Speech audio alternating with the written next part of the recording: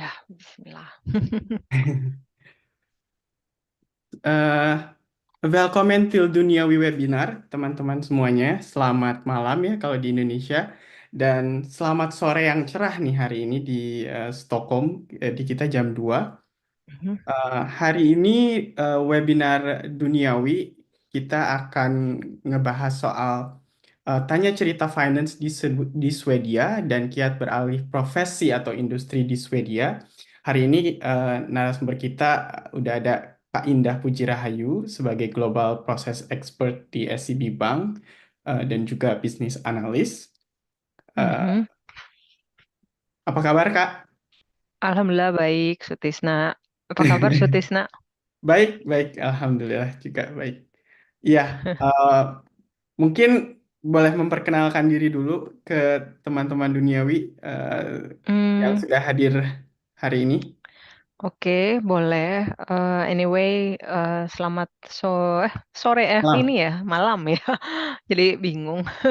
Selamat malam waktu Indonesia bagian barat dan mungkin Indonesia bagian lain-lainnya juga sudah malam ya. Terus terima kasih sudah menyempatkan waktu dan memberikan energinya untuk datang ke seminar kali ini secara online. Terus perkenalkan namaku Indah, Indah Pujirahayu, biasa dipanggil Indah oleh teman-teman yang lain dan mostly kayak gitu kok. Lalu aku di sini ini ya kayaknya LinkedIn page aku ya. Iya, Ya, anyway, aku orang Indonesia yang berdomisili di Swedia, sama seperti Sutisna. Lalu aku breakdown dulu perjalanan karirku yang dari paling bawah itu awal karir aku. Aku dulu bekerja di Indosat.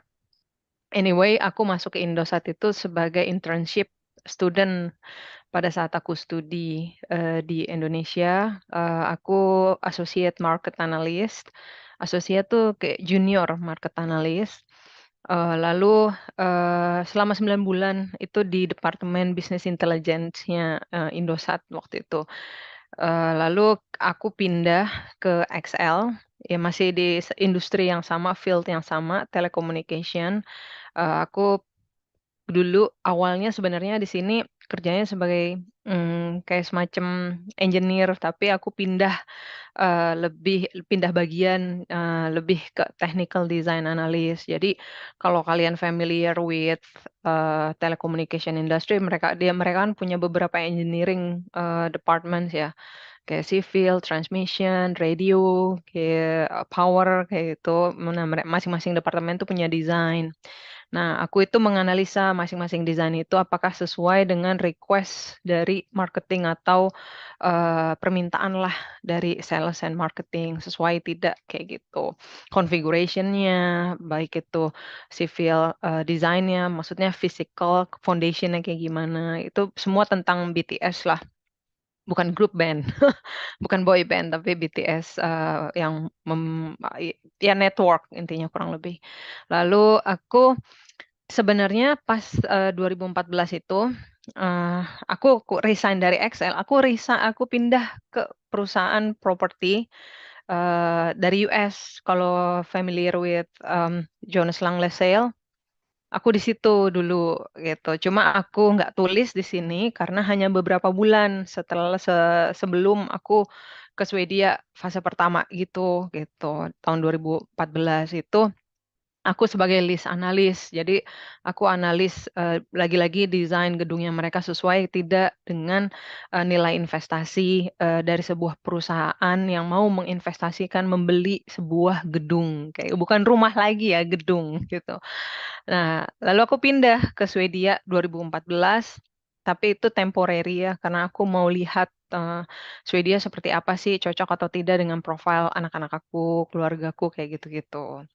Lalu aku balik ke Indonesia tahun 2015, aku lanjut kerja di industri yang sama yaitu telecommunication, tapi lebih mix sih kali ini.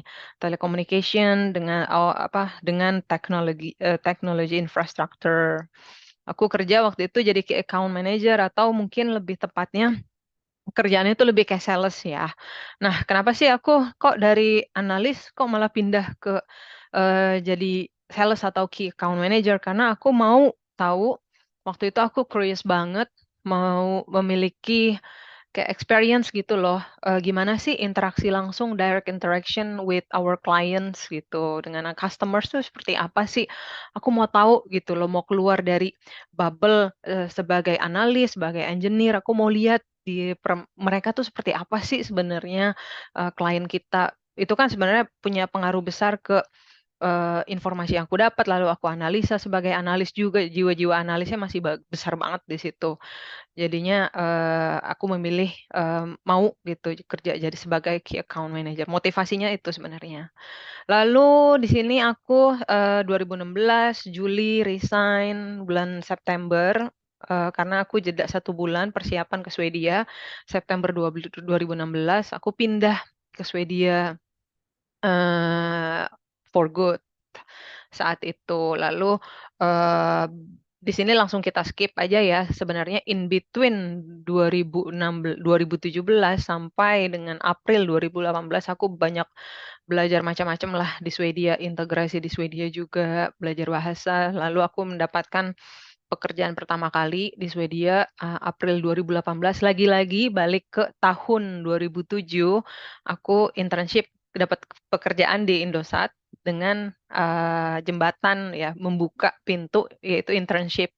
Nah sama, ini juga sama di Swedia, aku, internship waktu itu di perusahaan tempat pertama aku kerja, lalu di-hire permanently, oleh perusahaan, tempat aku, bekerja pertama kali, itu namanya Intrum. Dia debt collection management, salah satu terbesar, bahkan terbesar, di Swedia, eee lalu setelah perjalanan panjang, karir yang cukup, ups and down di industri ini, aku memutuskan untuk, pergi lebih jauh ke, level berikutnya gitu ya. Jadinya aku sekarang kerja di sebuah bank, 3 bank besar di Swedia, sebagai global process expert. Di sini lagi-lagi sebagai global process expert adalah akumulasi. Aku bekerja sebagai market analyst, technical design analyst, list analyst, key account manager itu benar-benar knowledge-nya akumulasi dari semua proses, perjalanan karir aku. Jadi seperti itu Sutisna dan Wow, teman-teman lainnya. mantap. Iya, sebelum lanjut ke slide selanjutnya, aku mau informasiin ke teman duniawi yang hadir hari ini. Jadi biasanya di webinar duniawi ini, teman-teman bisa mengajukan pertanyaan di kolom QA, bukan di kolom chat, karena kayaknya kolom chat nggak bisa kalian kirimin eh, pesan, tapi di QA kalian bisa nanya, dan nanti akan ada segmen khusus di mana nanti aku dan Kak Indah akan jawab pertanyaannya secara langsung.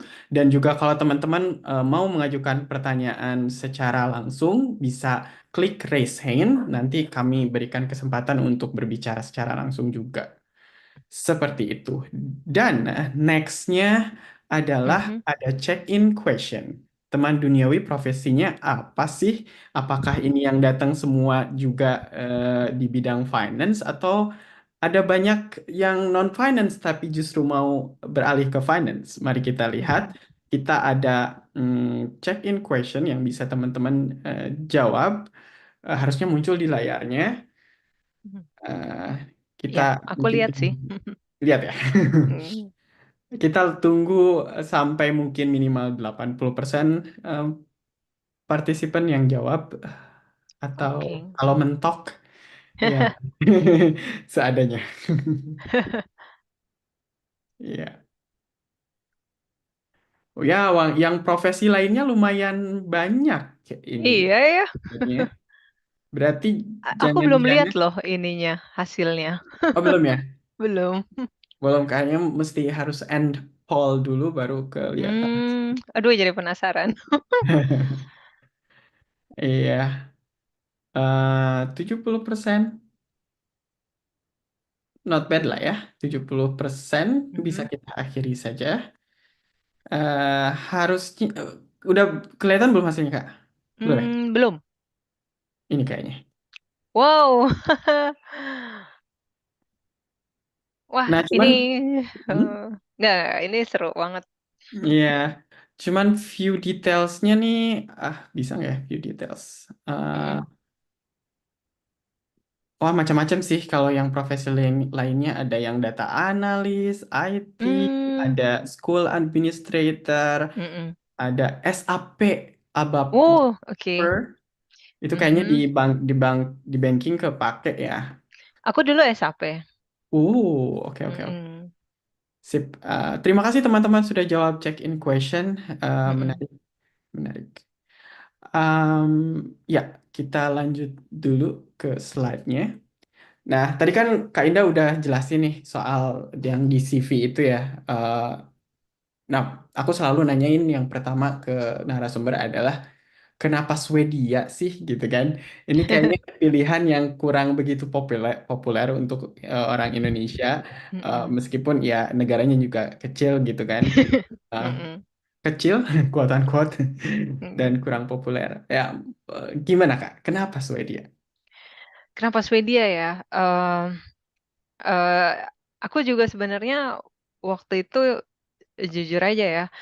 eh, ini kalau aku boleh tarik ke belakang, sebelumnya lagi balik ke masa masa aku masih inilah ya.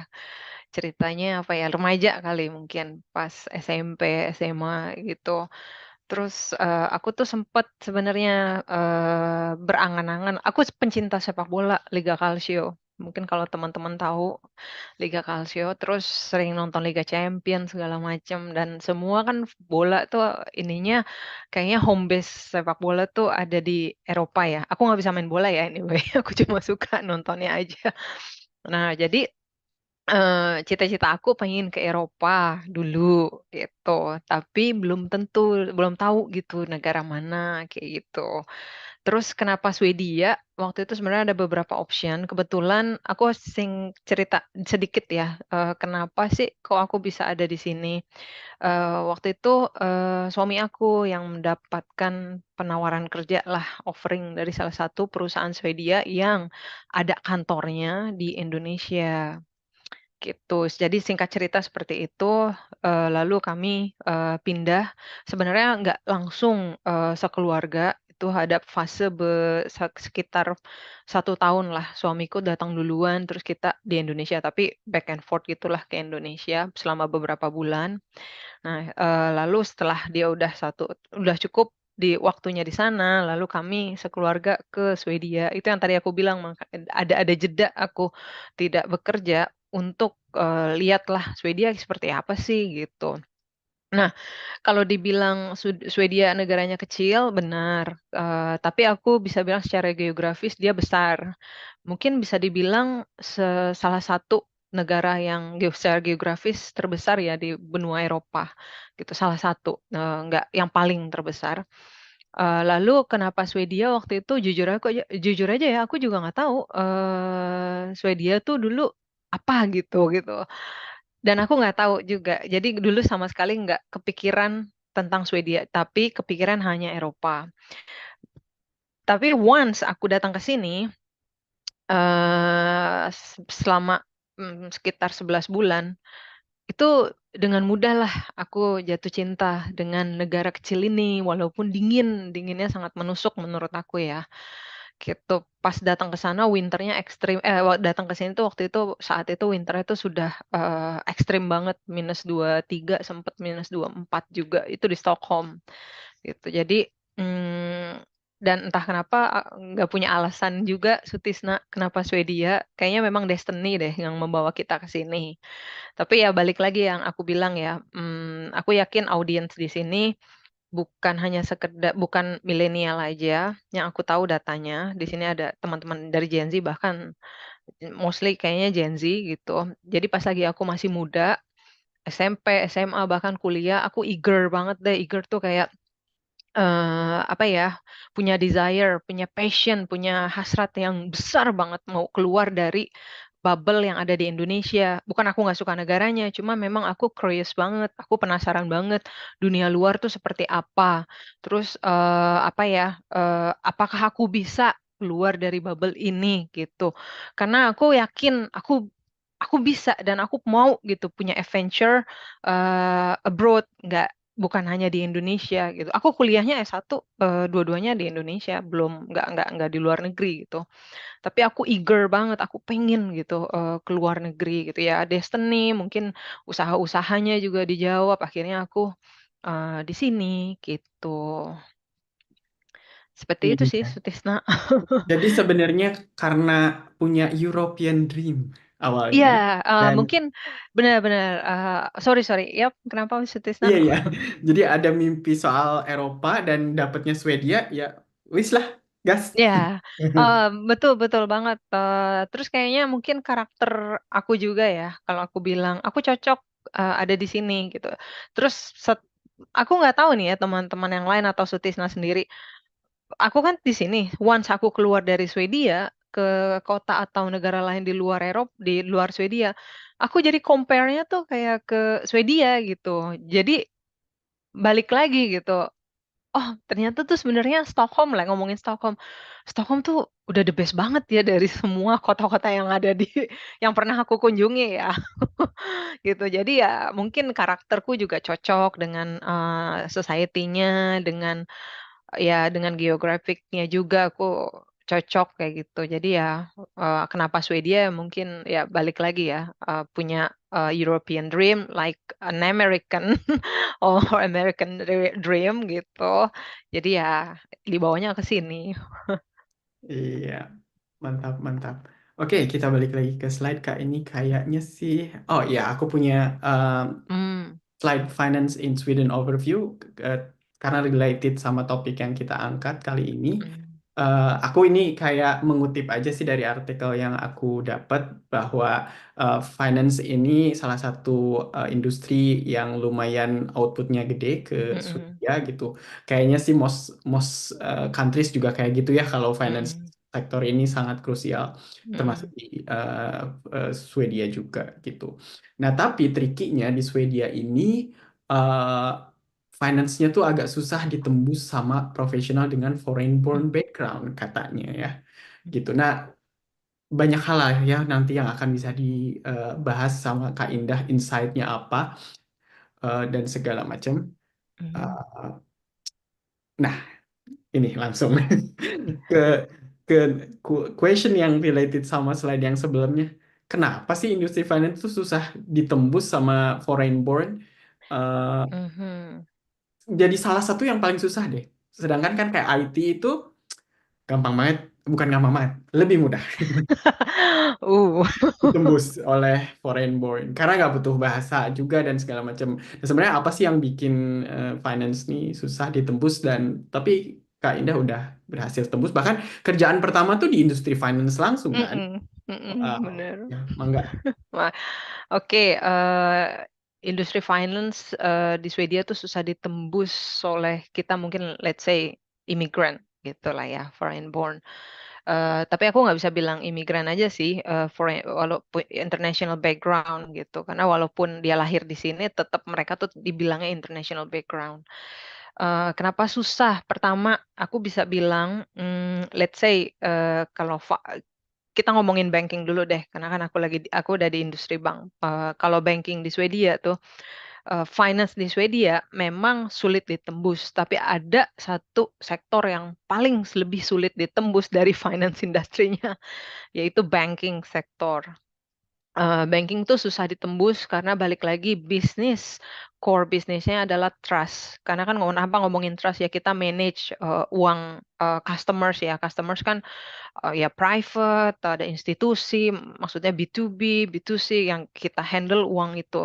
Uang itu juga bukan uang yang cuma sedikit gitu, itu jumlahnya gede banget gitu. Mungkin bisa jadi setengah GDP negara mana gitu. Tapi bukan negara yang kaya raya, maksudnya besar sekali gitu dana yang ada gitu. Nah, karena bicara konteksnya trust itu elemennya banyak, ada juga regulatory framework dari government sendiri dan governmentnya bukan hanya Swedia, di sini di Eropa Utara kita punya berbagai macam regulasi berdasarkan Nordic, berdasarkan European Union juga. gitu. Nah, regulasinya bukan hanya satu, ada beberapa macam gitu. Ada tergantung dari angle atau body yang mana. Misalkan teknologi, dia punya apa namanya regulatory frameworks-nya sendiri.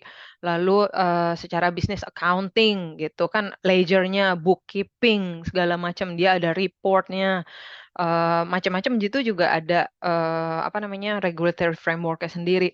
Nah, balik lagi ke main bisnisnya adalah trust. Kalau ngomongin trust berarti yang di-hire sama mereka orang-orang yang trustable gitu. Nah, yang trustable tuh di sini sangat integritas tuh harga mati gitu. Karena kan di dunia perbankan tuh banyak secretnya, maksudnya hal-hal yang konfidensial.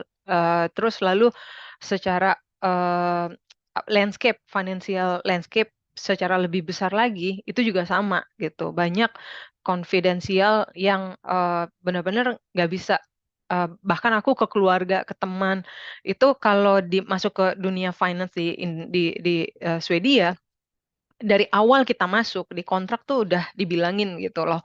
Terus bahkan ada trainingnya. Jadi kalau kita hangout gitu sama teman atau kita apa lah ya mingle, do something with your friends, family, kalau bisa jangan bicara tentang kerjaan. Gitu. Jadi ada trainingnya gitu loh. Terus kalau kita kerja juga laptopnya harus gimana posisinya, kerjanya di mana, karena itu banyak informasi data customer yang nggak bisa kita sharing. Ini kalau kita bicara di financial industry-nya ya. Tadi yang aku bilang kita keluar dari banking sektor, terus keluar ke financial industry. Jadi kita juga tetap nggak boleh gitu, karena kita benar-benar handle data orang. Contohnya gini deh. Hmm, aku di organisasi aku yang pertama itu kan debt collection management. Aku tahu Sutisna punya aset di Indonesia karena aku punya akses ke sistem yang bisa trace eh, si A atau si B dia punya kredit atau hutang di mana saja sih, kredit lah ya, let's say kita lebih lebih inilah lebih polite gitu bahasanya. Aku bisa tahu oh dia ada di Swedia karena tinggal di Swedia. Lalu asetnya si A ada di negara mana? Karena kan dia backgroundnya bukan Swedish gitu. Misalkan Indonesia, orang Indonesia yang kerja di Swedia. Jadi aku tahu, oh dia punya aset di sini segala macam. Aset-asetnya ini rumah kayak gitu. Tapi aku nggak bisa lihat di bank kalian uangnya ada berapa. Karena kan itu bank lokal bank yang ada di Indonesia juga memproteksi customer ya. Palingan cuma hanya aset kayak gitu. Karena itu berpengaruh ke kredit liability-nya yang ada di sini juga. Itu once dia bayar kreditnya macet, kita bisa melakukan international credit recovery ke Indonesia. I do not know, but maksudku itu melihat how financial industry works globally ya, maksudnya secara global itu unik banget gitu. Mereka terkoneksi gitu loh dari negara lain ke negara sini, padahal mereka beda benua gitu. But it's the matter of technology. Itu karena teknologi yang menyambung mengkoneksikan itu semua gitu. Nah, karena hal-hal yang kayak gini nih susah ditembus sama background internasional, ya balik lagi yang aku bilang bisnisnya trust. Terus yang kedua local language. Kalau kalau bicara tentang dari bisnis apa ya perspektif atau operation itu memang requirement local language karena beberapa peraturan tergantung produknya seperti apa, yang ada di finance industrinya seperti apa. Kalau bicara tentang kredit, itu ada regulatory framework yang diatur oleh negara, masing-masing negara. Let's say Swedia, itu berarti bahasanya bahasa lokal, bahasa Swedia. Jadi kenapa sulit ditembus? Ya dia harus bisa menguasai bahasa Swedia. Karena kalau bicara term of mortgage, semua tuh bahasanya bahasa Swedia. Tapi ada tapinya, industri finance, tapi fieldnya investment, let's say aku di investment sekarang, trading, itu bahasanya bahasa Inggris. Karena kita melakukan global trading, sini ke sana, ke sini lalu apa namanya partner kita kan bukan hanya bank-bank lokal gitu. mostly banknya bank yang ada di luar, lalu kita kerjasama macam-macam. Mungkin kerjasamanya sama seperti bank-bank di Indonesia juga dengan Bloomberg lah atau apa-apa di bagian yang bicara tentang trading lah gitu. Nah, itu bahasanya masih enak, masih pakai bahasa Inggris. Tapi balik lagi, ini permasalahan bahasa. Tapi kalau bicara investment, balik lagi trust lagi gitu. Nah, jadi memang kalau bicara trust itu mereka tuh punya requirement tersendiri bukan hanya sekedar bahasa, tapi balik lagi fit gak dengan culture yang ada di bank ini misalkan, yang ada di institusi ini. Balik lagi culture-nya itu loh. Eh, aku harus bilang memang agak unik gitu culture yang ada di Swedia, tapi menurutku sih hal yang tidak sulit untuk dipelajari gitu. Yang utama kuncinya sih yang pengalaman aku kemarin-marin kita mempelajari gimana sih jadi orang yang trustable gitu. Misalkan kalau aku pengalaman aku ya udah integritas, just being authentic, just being transparent, once just being an organic person for example. Ya once kita kayak gitu mereka bisa melihat itu semua pada saat pas lagi interview gitu. Jadi makanya pas lagi interview pengalaman aku di dunia finance di Swedia, mereka selalu juga melihat bukan hanya hard skill yang kita punya on the paper, tapi lebih cenderung bagaimana sih kamu seorang as a person seperti apa sih kamu nih sebagai seorang manusia seperti apa. Jadi banyak banget mereka screening soft skill-nya. Dan uniknya pas interview, kamu nggak bakal sadar, kita tuh nggak bakal sadar kalau mereka sedang screening soft skill kita, gitu. Karena menurut aku sekarang proses interview tuh agak-agak lebih bukan smooth ya, apa ya, halus, soft gitu loh pertanyaannya. Tapi sebenarnya dia tahu dia mau nanya, dia mau screening apa gitu. Jadi ya Iya. memang kalau itu sulit ditembus, aku setuju itu benar banget. Aku juga merasakan betapa aku nggak bisa dibuat tidur pada saat aku proses interview di dua organisasi inside financial industry ini, Iya, gitu. ya. Jadi kalau aku simpulkan sebetulnya kenapa susah, satu trust, dua local language, Mm-mm. dan ketiga culture juga, dan ketiga hal itu kan memang butuh waktu untuk bisa uh, Dipelajari. just dipelajari dan Mm, ngebentuk kita supaya bisa fit in tadi. Dan mungkin betul. tambahannya investment sektor ini karena lebih banyak internasionalnya, mungkin teman-teman yang mau masuk coba yang di bagian investmentnya kali ya. Ah, bener. Aku bisa, aku kasih tips kemarin. Jadi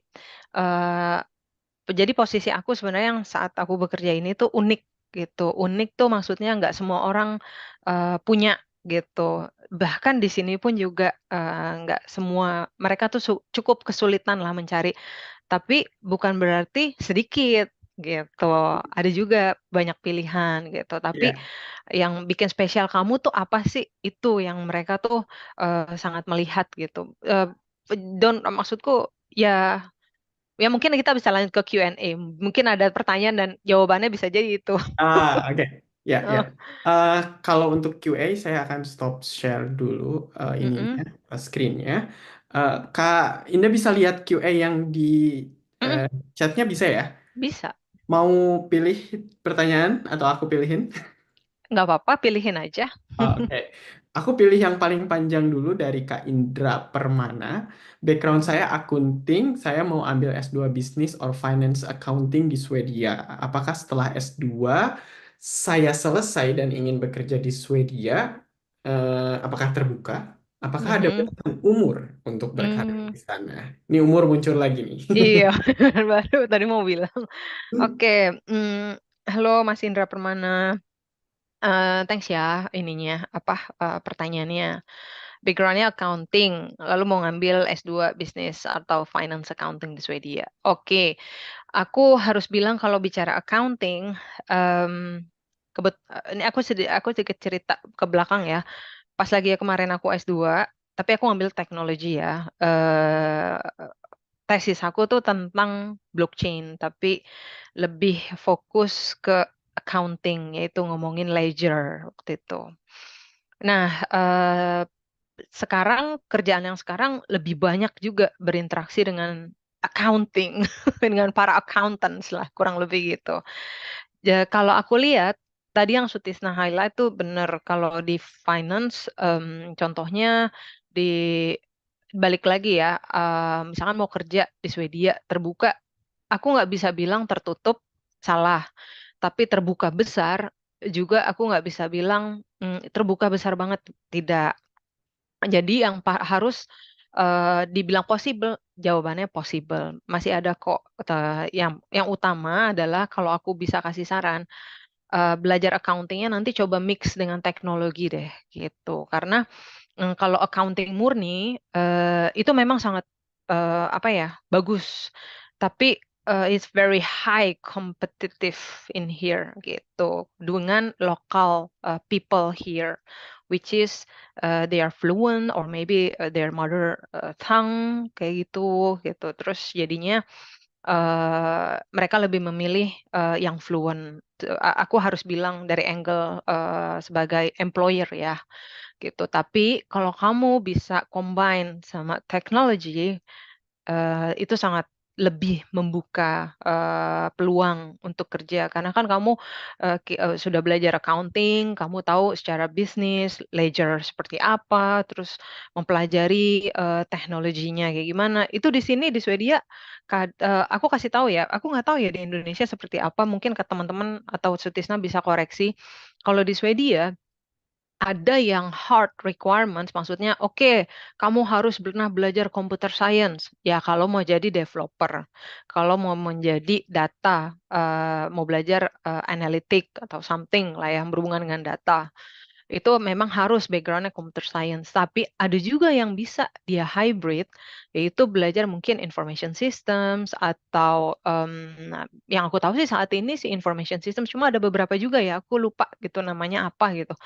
Itu bisa apa namanya dari background yang lain gitu, dari finance atau bahkan dari medical. Aku dulu pas lagi S2 bareng-bareng ada teman yang udah jadi dokter juga gitu, tapi mereka pengen belajar teknologinya gitu. Terus ya seperti itu gitu. Itu bisa di-combine atau tetap bisa di finance accounting di Swedia.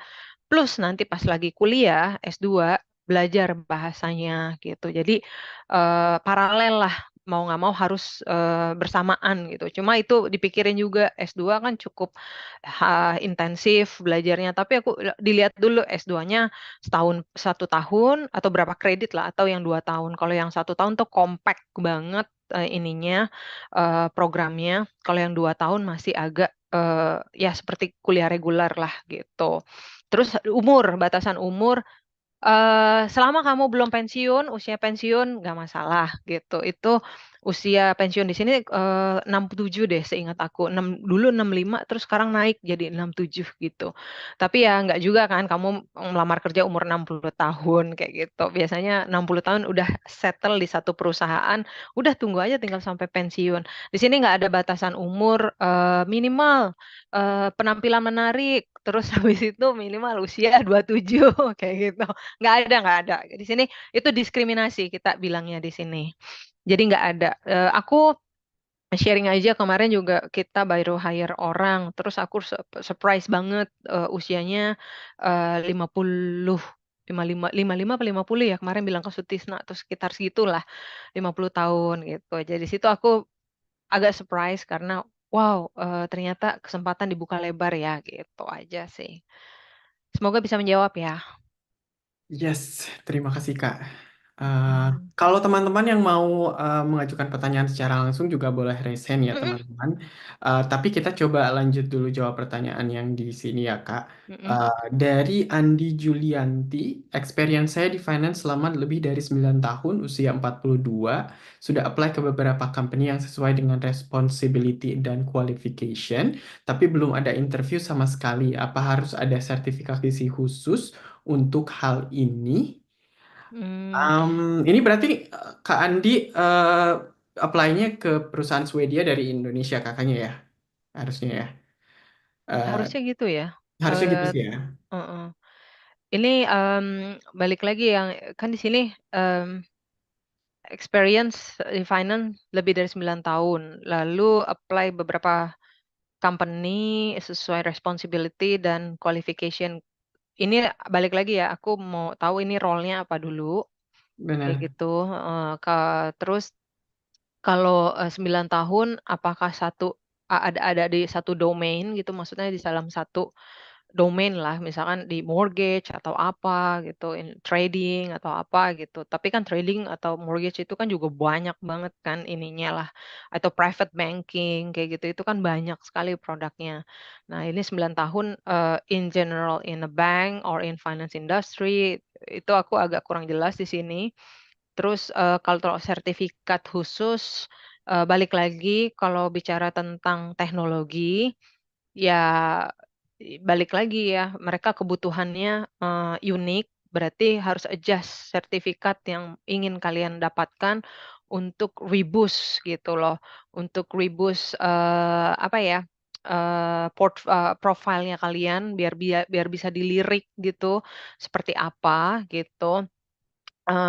Lalu kalau dari sertifikasi yang sifatnya tuh spesifik, dedicated untuk let's say accounting, itu menurutku ada sertifikasi internasional ya, because, aku background-nya tuh bukan dari ekonomi, jadi aku kurang, fluent lah, sertifikasi sebagai seorang accountant tuh apa sih gitu. Itu tapi setahu aku, pengalaman aku dengan beberapa teman-teman accountants, di kantor, mereka punya kayak gitu. Terus ada juga tergantung nih mungkin kerjaannya portfolio, eee, manager, itu kan harus tahu, apa ya, nggak cukup gitu portfolio misalkan nih pekerjaannya 9 tahun udah jadi portfolio manager gitu, di Indonesia tapi. Nah itu nggak cukup juga di sini, karena kan balik lagi kalau ngomongin, portfolio manager kan harus bisa menganalisa pasar yang ada misalkan di Eropa Utara, di,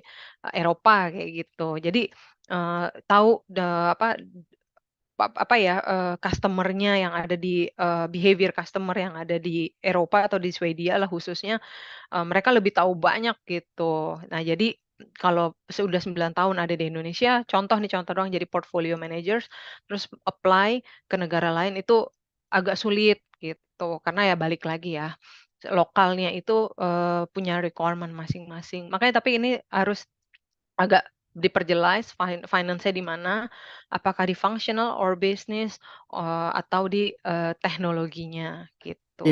Kak Andi boleh submit lagi question atau Iya bener, ya. mhm.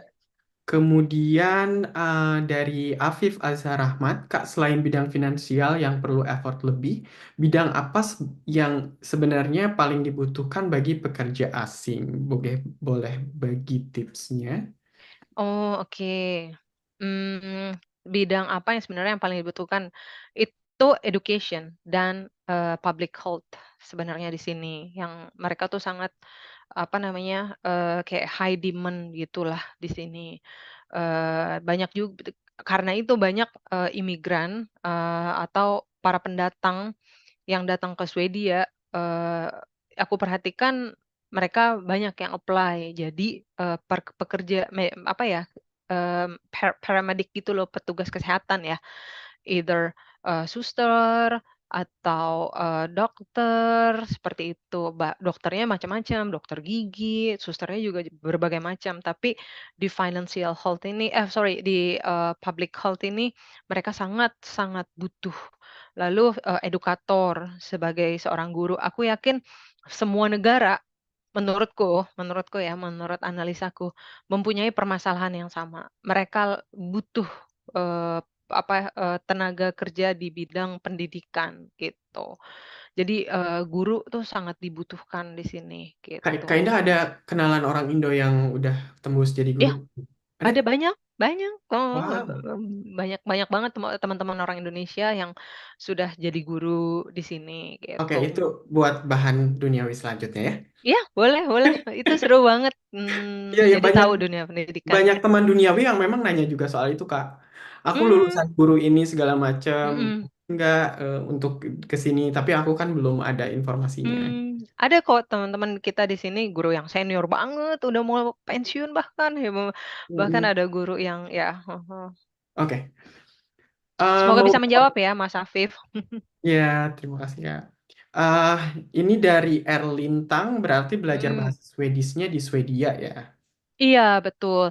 Anyway, aku dulu sebelum datang ke Swedia juga sempat research tuh tentang bahasa Swedia. Jadi pas lagi mulai belajar, nggak kaget gitu. Jadi pas lagi kita udah tahu nih, oh iya mau ke sana gitu. Cuma iseng-iseng aja, mereka tuh bahasanya seperti apa sih gitu. Jadi karena bayangan aku tuh kan takutnya kayak orang-orang Jerman, kayak, orang apa, society-nya yang ada di Perancis gitu, mereka bener-bener totally nggak bisa bahasa Inggris, terus aduh gimana nih gitu. Sorry. Nah ternyata di sini, 80% orang-orangnya bisa bahasa Inggris gitu. Cuma balik lagi ya walaupun mereka bisa bahasa Inggris untuk kita integrasi ke society belajar aja bahasa Swedia. Anyway aku belajar bahasa Swedianya 100% di Swedia kok. Tapi pas sebelum datang aku cuma, lihat-lihat ajalah screening gitu. Bahasa Swedia seperti apa sih gitu. Informal kayak YouTube gitu-gitu. Iya, YouTube, terus kalau sekarang kan di Instagram banyak banget ya, lihat-lihat di Instagram juga. Ya karena kalau nggak mau belajar melalui YouTube, ya udah pakai other channels yang lebih Duolingo. iya bener, Duolingo juga bisa kayak gitu. Jadi kita bisa lihat aja prepare. Tapi ya 100% aku belajar di sini. Ya, di kantor pakai bahasa apa Kak sehari-hari? Bahasa kantor, kalau di kantor aku report ke manajer aku, ke ya balik lagi ya ke manajer aku tuh, pakai bahasa Swedia gitu. Tapi kalau lagi presentasi ke, levelnya beda ya, level manajemen, itu pakai bahasa Inggris. Karena kan balik lagi yang tadi aku bilang di investment, trading kita lebih banyak bahasa Inggris karena kan ngomongin global trading kayak gitu. Tapi di kantor selalu bahasa Swedia. Di organisasi sebelumnya, di kantorku yang lama, itu bahasa Swedia 100% sama manajer, walaupun lagi meeting, presentasi, bahasa Swedia. Ya Allah, aku belum kebayang aku akan ngobrol full bahasa Swedia dengan kolega. Itu aku belum kebayang. Iya. Soalnya kan ya pakai bahasa Inggris aja AIU gue ya kan. As a Tapi second ya second language tetap kan Kak ngomongnya mikir gitu pakai bahasa iya Inggris. iya benar. Makanya kalau habis pulang kerja aku capeknya minta ampun. Itu karena Ah, berpengaruh, karena kan otak kita aku jadi gini loh, cara kerja otak aku, berpikirnya bahasa Inggris, udah susah hmm, pakai pakai bahasa Indonesia karena nanti buat menyusun kata-katanya tuh udah, karena kan ngomongin grammar ya, lokasinya di mana, verb-nya, subjek-nya, segala macam. Nah, itu aku pakai bahasa jadi mikirnya pakai bahasa Inggris kalau pas mau ngomong pakai bahasa Swedia. Aduh ini apa ya? Tapi bisa juga kalau kalian awal-awal aku prefer pakai bahasa Indonesia, tapi jadinya kayak kacau balau gitu jadinya. ya Jadi ya soalnya udah deh. kayak dari secara struktur lebih dekat ke English. Iya betul, makanya Hmm. jadinya aku ganti, udahlah coba pakai bahasa Inggris dan aku juga nggak mau kehilangan bahasa Inggris, Ya gitu. ya ya of course ya.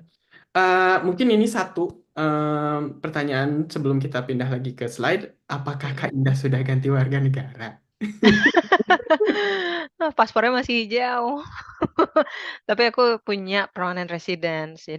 Mmm, jadi sistemnya kalau di luar negeri itu kan di-divide ya, per 2 tahun kamu perpanjang visa visa, working permit, dulu ya, kalau sekarang kan ada regulasi yang baru gitu. Itu, refresh-lah semuanya. Nah, nanti pada saat tahun keempat, 4 ke 5, baru kamu bisa apply kayak permanent residence gitu. Permanent resident ya you don't need to belum nggak selalu, punya visa yang working permit yang baru per 2 tahun, enggak, gitu. Iya, aku minggu ini baru dapat decision untuk extension. Waduh, pertama Ya, jadi 2 tahun lagi baru bisa PR. wah, tapi waktu berjalan cepat kok. Iya, ini juga udah nggak berasa. Berarti aku kan Mhm. hampir 2 tahun di sini. Iya, cepet banget kan. Iya. Oke, kita kembali dulu ke Yap, slide ya teman-teman. Nanti mhm, quickly kita akan balik ke QA lagi. Karena masih ada oke. beberapa yang belum terjawab. Yes, di slide Mm-mm, aku ada pertanyaan selanjutnya, cerita persiapan switch karir industri mm-mm. di Swedia. Nah, ini mungkin Kak Indah bisa jelasin dari slide yang Kak Indah punya. Iya, eh aku pakai pakai bahasa Inggris nih, maaf ya teman-teman. Karena nggak ini apa namanya, nggak dapet ide kemarin pakai bahasa Indonesia apa ya nulisnya. Oke, Sweden's job market, ada hal-hal yang kamu perlu tahu nih dari Swedish job market. Oke, next. Oke, ini aku sedikit. Ini sebenarnya pengalaman pribadi aku ya, teman-teman. Jadi bukan aku ngambil dari mana. Aku nggak punya bayangan sih sebenarnya pengalaman orang lain seperti apa. Jadinya makanya aku pakai pengalaman sendiri. Jadi aku tuh kayak aku punya habit ya. Aku selalu buat sebenarnya karena memang cara kerja otak aku tuh sebagai aku visual banget lah orangnya, kurang lebih gitu. Jadi apa-apa tuh harus ditulis, kayak di desain, digambar lah kurang lebih. Jadinya aku bikin roadmap. Nah, pas aku tahu nih aku mau pindah ke Swedia eh, bulan ini dan tahun ini. Lalu kan aku sebelum pindah itu penting yang ada namanya research. Ya, research tuh apa aja sih yang di-research? Pertama ya udah pasti kalau seorang ibu ya aman gak nih negaranya, kotanya aman gak nih buat anak-anak, and so on and so on. Terus pada saat nah, bukan anak-anak aja, tapi aku juga nggak punya bayangan kalau aku tuh nggak kerja, intinya kurang lebih gitu. Intinya aku harus bekerja gitu. Apa sih yang bisa aku lakukan di sana? Kerjaan apa sih gitu. Nah, akhirnya aku research dan pas aku research, unfortunately ya, aku melihat untuk balik ke dunia telco, aku membutuhkan beberapa requirements yang sifatnya tuh lebih berat ke engineering. Dan engineeringnya tuh telco engineering. Secara aku ada di industri telco long time ago and many years, jadi aku tahu industri ini tuh bahkan mengalami stagnasi. Dan aku nggak mau di bagian stagnasi itu. Jadinya aku cari alternatif lain, industri lain yang bisa aku tuh jump in di industri itu, tapi dengan pengalaman dan skill, kompetensi yang aku punya, yang aku dapat dari dunia telco, let's say engineering. Jadilah pas aku cari-cari, aku lihat salah satunya dunia finance di situ. Tapi aku nggak langsung bulet atau mantap gitu ke dunia finance. Nah, pas aku pindah, aku udah tahu aku mau ke sini, ada beberapa option, tapi aku harus mulai dari mana gitu. Aku nggak tahu, tuh jujur aja. Nah, tahun Januari 2017 aku daftar SFV. SFV itu adalah Svenska for Invandrare.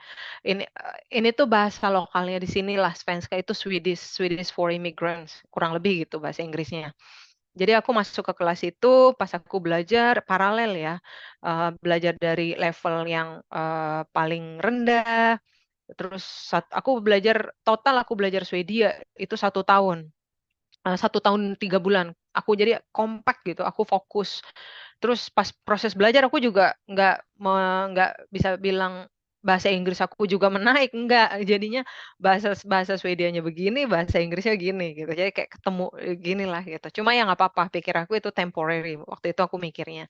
Lalu pas udah mulai pertengahan belajar bahasa Swedia, mulai itu aku cari jalan, aku kerja atau belajar gitu, work or study.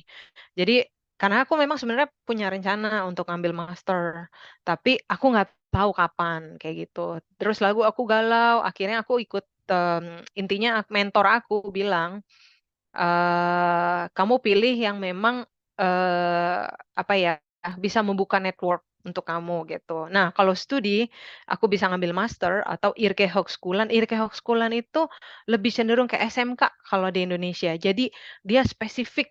Kamu jadi apa? Accounting. Ya udah, belajar accounting, tapi bukan S1. Itu programnya 2 tahun, jadi kita belajar tentang semua dunia accounting. Let's say, contoh aja ya, accounting selama 2 tahun ini. Nah, proses 2 tahun ini jadi kayak orang kuliah 2 tahun, tapi nggak dapat gelar S1, tapi nanti kita di-deliver internship pas tahun-tahun kedua, internship nanti bisa jadi kamu jadi permanen employee pegawai tetap gitu di sebuah institusi tempat kamu internship itu salah satu alternatif gitu. Sama jadi kayak master dia 2 tahun, tapi master kan lebih in general, how to analyze something, decision making, kayak gitu-gitu kan, research. Tapi Irkehoekschoolen enggak, dia benar-benar practical practical practical, kayak gitu. Nah, aku bingung kan, kerja atau belajar lagi nih, gitu. Tapi jadinya galau kan. Nah, makanya aku pas di sini, aku buat kayak semacam board lah gitu, yang bisa membuat cara kerja otak aku ada map-nya, ada route-nya gitu loh. Nah, makanya aku bikin kayak semacam Kanban board gitu. Oh, gue goalnya ini. Nih, misalkan kalau gue study, ada roadblock nih, obstacle-nya di sini nih kalau study. Terus kalau work, ada obstacle-nya apa? Oh, local language gue belum perfect nih, gini gini gini, gitu. Terus ya udah deh yang in progress apa? Yang in progress ya cuma SFV waktu itu. Nah, berarti kan aku bisa masuk ke industri work dengan paralel aku belajar bahasanya kan, gitu. Akhirnya aku di tengah kegalauan muncul deh tuh, bekerja gitu. Aku memilih untuk bekerja dulu. Next slide, aku rasa di slide berikutnya. Nah, pas aku memutuskan bekerja, aku menghubungi, jadi kalau di Swedia itu ada departemen tenaga kerja, sama seperti Indonesia. Terus tapi dia memiliki badan terkecil, bagian kecil gitu di departemen, ketenaga kerjaannya. Nah, aku datang ke mereka bahwa aku ngasih tahu aku mau cari kerja di Swedia. Ini CV aku, dia kan baca tuh screening semuanya, mereka juga lihat profile kita di LinkedIn segala macam. Jadi kamu dikasih mentor gitulah, kurang lebih satu orang yang bisa menghandle kamu, sesuai dengan, oh ya dia bakal navigasi kamu, nih ada nih pendidikan yang ini, profil ini cocok nih sama kamu, kayak gitu loh. Jadi dia yang kayak bantu kita navigasi, tapi kita yang memutuskan kita sendiri. Lalu aku ngambil short course, di Stockholm University, lalu aku ikut mentorship, program, macam-macam di Swedia tuh banyak. Aku kurang tahu ya di Indonesia, tapi di Swedia tuh banyak sekali mentorship programs di sinilah, misalnya kamu accounting, dokter, atau di tech, sesuai dengan field-nya kamu, itu mentorship programnya banyak. Aku selama, lagi nyari kerja, aku ikut itu mentorship program dan akhirnya mendapatkan teman-teman, build long last relationship juga dari situ, walaupun nggak banyak. At least 5, tapi aku punya gitu loh, kayak long last sampai sekarang aja aku masih, punya ikatan sama mereka. Lalu ikut meet up, macam-macam, meet up apa, kamu suka badminton, kamu suka sepak bola, ikut aja gitu. Karena mereka yang ikut itu profesinya juga beragam gitu. Nah, kebetulan aku ikut badminton. Uniknya di badminton, community aku yang ada di sini, mereka bergaulnya juga dari dunia finance, itu aku nggak sengaja, aku nggak tahu, aku nggak nyari yang background-nya sama kayak aku, tapi aku malah di-lead ke orang-orang yang background-nya itu finance dan teknologi pula lagi, ya udahlah cocok di situ aku. Lalu singkat cerita 2018 aku dapat internship dari organisasi atau tempat kerja aku pertama kali, lalu internship itu kayak orang PKL ya, on the job training gitu, aku 3 bulan, terus pas bulan ketiga itu kan bulan Juni ya, kebetulan di sini tuh, kalau kalau lagi summer tuh bulan Juli sampai September tuh, ya ampun itu sebenarnya banyak banget kerjaan gitu.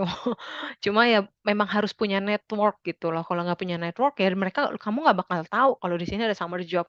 Nah jadilah aku kerja part-time di situ cuma hanya bulan summer, tapi gara-gara aku kerja bulan summer itu, ada manajer yang tertarik dengan hasil kerjaan aku, dan juga kompetensi aku. Jadinya aku di-employ deh permanen oleh salah satu departemen namanya International Collection. Nah, di situ aku baru pakai bahasa Inggris dan bahasa Swedia. Kayaknya aku di-hire karena bahasa Inggris deh. Enggak sih, di-hire lebih cenderung, balik lagi background aku unik. Aku ngerti, bisnis, tapi aku ngerti secara engineering yang aku bilang tadi. Karena kan aku kerja sebagai technical design analyst, terus market analyst. Jadi gara-gara, background yang diverse ini, jadi mereka tuh, nggak punya. dan aku ada, ngapain jauh-jauh gitu, dia ambil lah. Jadi aku permanen di situ. Tapi aku kasih tahu kuncinya di Swedia, networking is a key. Balik lagi, dunia finance itu bisnisnya, base-nya adalah trust gitu. Networking is the key. Makanya pas lagi kita build long last relationship, kita nggak bisa apa ya, ya you just being yourself gitulah. Yang the best dari kamu tuh apa sih? Kamu orangnya kayak gimana ya? Makanya aku tulis di sini being a genuine, self improvement. Kita mau improve diri kita mau listen orang lain kayak gitu. Terus lalu discover apa sih yang mau kamu discover? Nikmatin aja pada saat kamu lagi belajar yang hal-hal yang kompleks, bahasa tuh kompleks banget loh. Terus sama, apa ya, stick to your own values, create your own values. Misalkan, oh gue orangnya jujur, gue orangnya baik, ya gimana cara jujur dan baik ini di-align dengan profesi kamu, kayak gitu-gitu. Karena itu yang bikin, networking itu semakin network kamu tuh semakin attract di, network kamu. Itulah, kamu bisa dapetin, trust-nya mereka di situ. Next, I think ada yang aku harus skip juga, ini kalau di Swedia untuk aku rasa bukan di Swedia aja ya, ini ya, di beberapa maksudnya di negara mana aja gitu. Cuma kalau ngomongin, Swedia gitu, ya kita harus bisa be part of the culture gitu. Mereka itu kuncinya di Swedia adalah lagom. Lagom itu apa ya, Sutisna, lebih, I think in between deh ya, kayaknya Ya, nggak heeh, ada satu kata yang bisa bisa mewakili. menjelaskan gitu. Hmm. Mungkin aku bisa menjelaskan rendah hati Hmm. menurut aku, humble kayak gitu. Walaupun sebenarnya orang Swedia juga nggak humble atau rendah hati juga, mereka tuh sangat bukan eksklusif, apa ya, apa sih, elegan mungkin aku bisa bilang. Mereka tuh orangnya, Swedish tuh elegan gitu loh. Tapi maksudnya di sini, lagom tuh, rendah hati tuh, jadi aku sedikit cerita tentang kehidupan di sini ya. Di sini tuh, eee, kita tahu kamu orang kaya gitu, tapi kita tahu kamu tuh pendidikannya tinggi, kamu profesor, tapi kamu nggak bisa lihat dia itu Eee, apa namanya, profesor atau kamu tuh orang kaya gitu, karena memang nggak ditunjukin sama dia gitu. Kayak contoh deh paling gampang di organisasi, manajerku atau mungkin let's say head aku deh, di atasnya manajer ya. Aku sering ketemu sama dia di kereta, kayak gitu. Terus, organisasi di sini hierarkinya pendek, jadi nggak ada kita manggil bapak, apa segala macam, bahkan sama CEO aja kita panggil nama. Terus, sama misalkan sama, aku sama, CEO aku gitu, bisa komunikasi 2 arah gitu, ngobrol, dengerin insight-nya dia.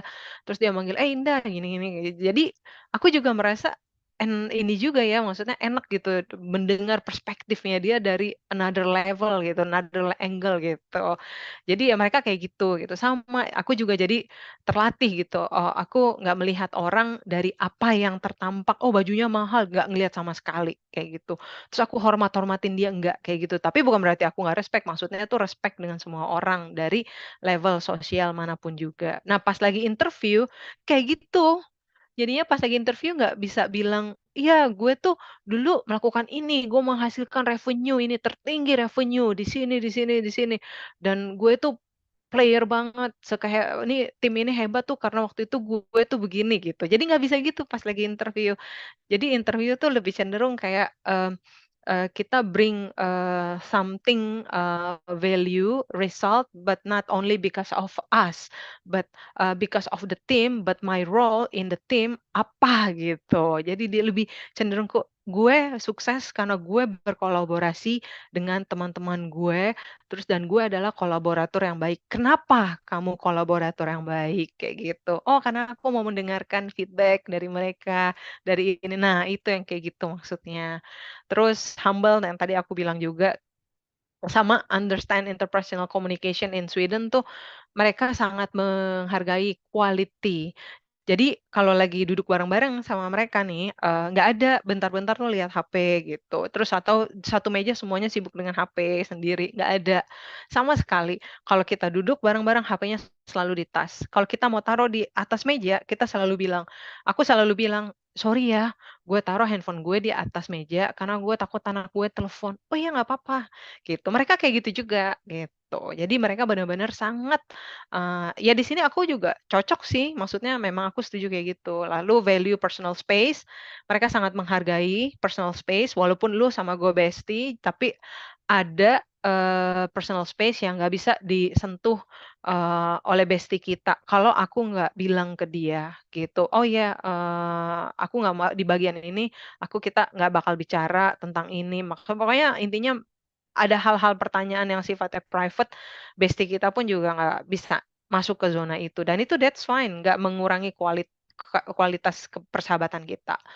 Lalu next, I think ini sih sedikit aja ya, sebenarnya ngomongin CV sama cover letter. Jadi kalau mau mau apply kerja di Swedia, cover letter tuh di sini juga penting, gitu. Bukan hanya sekedar CV, tapi kita bicara dari CV dulu deh. CV kita di sini, aku jujur aja ya kasih tahu, di sini tuh CV cuma hanya satu halaman. Lebih dari satu halaman sama mereka tuh pasti mostly bakal di-skip karena mereka ngelihat hanya, terakhir, eee, "Kamu ngapain sih?" Gitu, "Yang spesial dari kamu apa?" Gitu. Jadi, makanya aku nulis di sini kill your darlings gitu, maksudnya apa aja achievement kamu, kamu runtutin semua yang kamu bisa, keahlian kamu, itu aku nggak aku apa, nggak perlu ditampilin, gitu. The last, apa ya, current atau mungkin, yang kamu lakukan saat ini itu apa sih bagi mereka, dan sisanya ya seperti yang aku tulis tadi di LinkedIn, ya pengalaman kerja aku. Bahkan aku nggak nyebutin yang aku dulu pernah kerja di Jonas Lang LaSalle kan, karena too much gitu. Jadinya, ya udah yang memang relevan dengan yang profesi aku yang sekarang aku show up, tapi yang nggak relevan aku remove gitu, karena memang mereka nggak butuh yang nggak relevan, mereka yang relevan. Mereka orangnya practical, present sifatnya kayak gitu. Lalu cover letter itu penting di sini karena mereka mau tahu kamu orangnya sevisioner apa sih. Gitu. Jadi, cover letter itu adalah how you sell your skills, that's it. Bukan how you sell yourself, but how you sell yourself, how you sell your skill and how do you present yourself. Jadi kamu ngasih tahu, "Gue ini orangnya kayak gimana sih? Kenapa sih lu bilang lu cocok sama perusahaan ini? Dan kenapa sih lu cocok sama role ini?" Gitu. Jadi dia mau tahu, karena memang ada, kriteria yang, sifatnya tuh udah default, personality-nya kayak gimana, role-nya ini, dan dia personality-nya kayak gini. Contoh hint aja ya, ini kayak hint. Kalau analis, personality-nya, ngomongin analis, itu kan harus akurat, karena dia harus, menganalisa sesuatu kan, terus dia represent ke manajemen. Terus dia harus itu apa, dia harus akurat orangnya. Nah, yang namanya orang yang akurasinya tepat, pasti ada soft skill-nya. Kenapa dia bisa akurasinya tepat? Karena dia mau mendengar orang lain, gitu. I mean, she's a good listener. Kenapa? Karena pas lagi mendengar, itu dia lagi gather data, yang datangnya secara verbal. Tapi yang namanya data, datangnya nggak hanya mendengar, juga membaca data-data yang ada. Mungkin habis itu baru masuk ke technical, "Iya, gue retrieve data dari SQL, untuk ini." Jadi disambungin sama dia. Nah, itu yang tadi aku bilang cara mereka interview itu unik.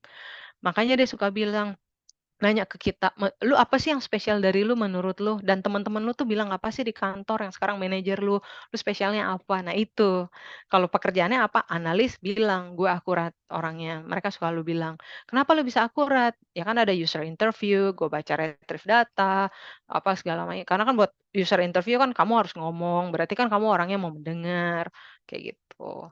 Next, ini aku hanya summarize gitu, tapi yang aku mau highlight di sini jangan lupa research Swedish job market, terus unspoken requirements tuh ada di Swedia, bahkan di Indonesia sebenarnya juga ada kan. Jadi, unspoken requirements itu penting banget, tapi itu bukan berarti nggak bisa kerja di sini, itu bisa dipelajari, perbesar network, Terus take advantage from online job portals, so kayak LinkedIn kayak gitu, cari-cari, terus lihat, jadi ini dia requirement-nya apa sih gitu. Terus prepare your CV and cover letter localized, maksudnya according to the Swedish, Swedish market, contohnya gitu.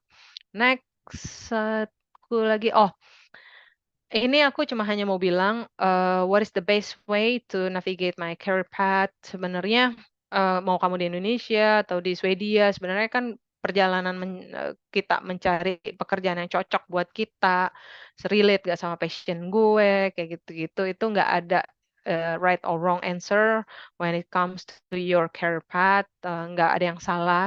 Memang kadang butuh dicoba, butuh eksperimen, terus, nggak hanya sekedar itu, di situ ada juga namanya continuous learning. Jadi tetap aja, belajar, nanti at the end of the day, aku yakin karena informasi yang datang ke kamu, itu membantu kita untuk memutuskan, kita mengambil jalan yang mana sih, kayak gitu. Itu membantu banget dan pengalaman juga, gitu.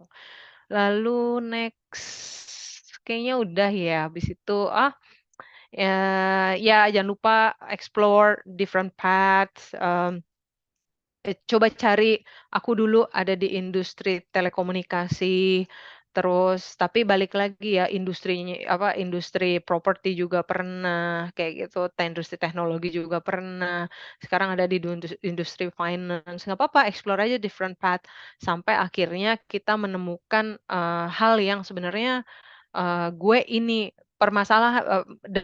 it doesn't matter which industry sebenarnya menurut aku. Tapi yang sangat matter adalah what kind of role gitu. Jadi, nggak apa-apa selama role-nya itu, masih relevan dengan yang kemarin gitu. Karena kan role aku yang sekarang tetap analis juga ya, cuma sekarang udah, lebih mature kayak gitu. Ya, seperti itu. Terus next, lanjut lagi Sudah, kita Q&A. iya, sudah habis. Saya stop sharing dulu screen-nya dan kembali ke layar. Em, Mhm. aku akan pilih ini ada yang menarik nih Kak, karena dia udah di Swedia. Tapi nggak ada Mhm. namanya nih, Kak. Oh, Saat ini saya tinggal di selatan Swedia, kota kecil Karlskrona.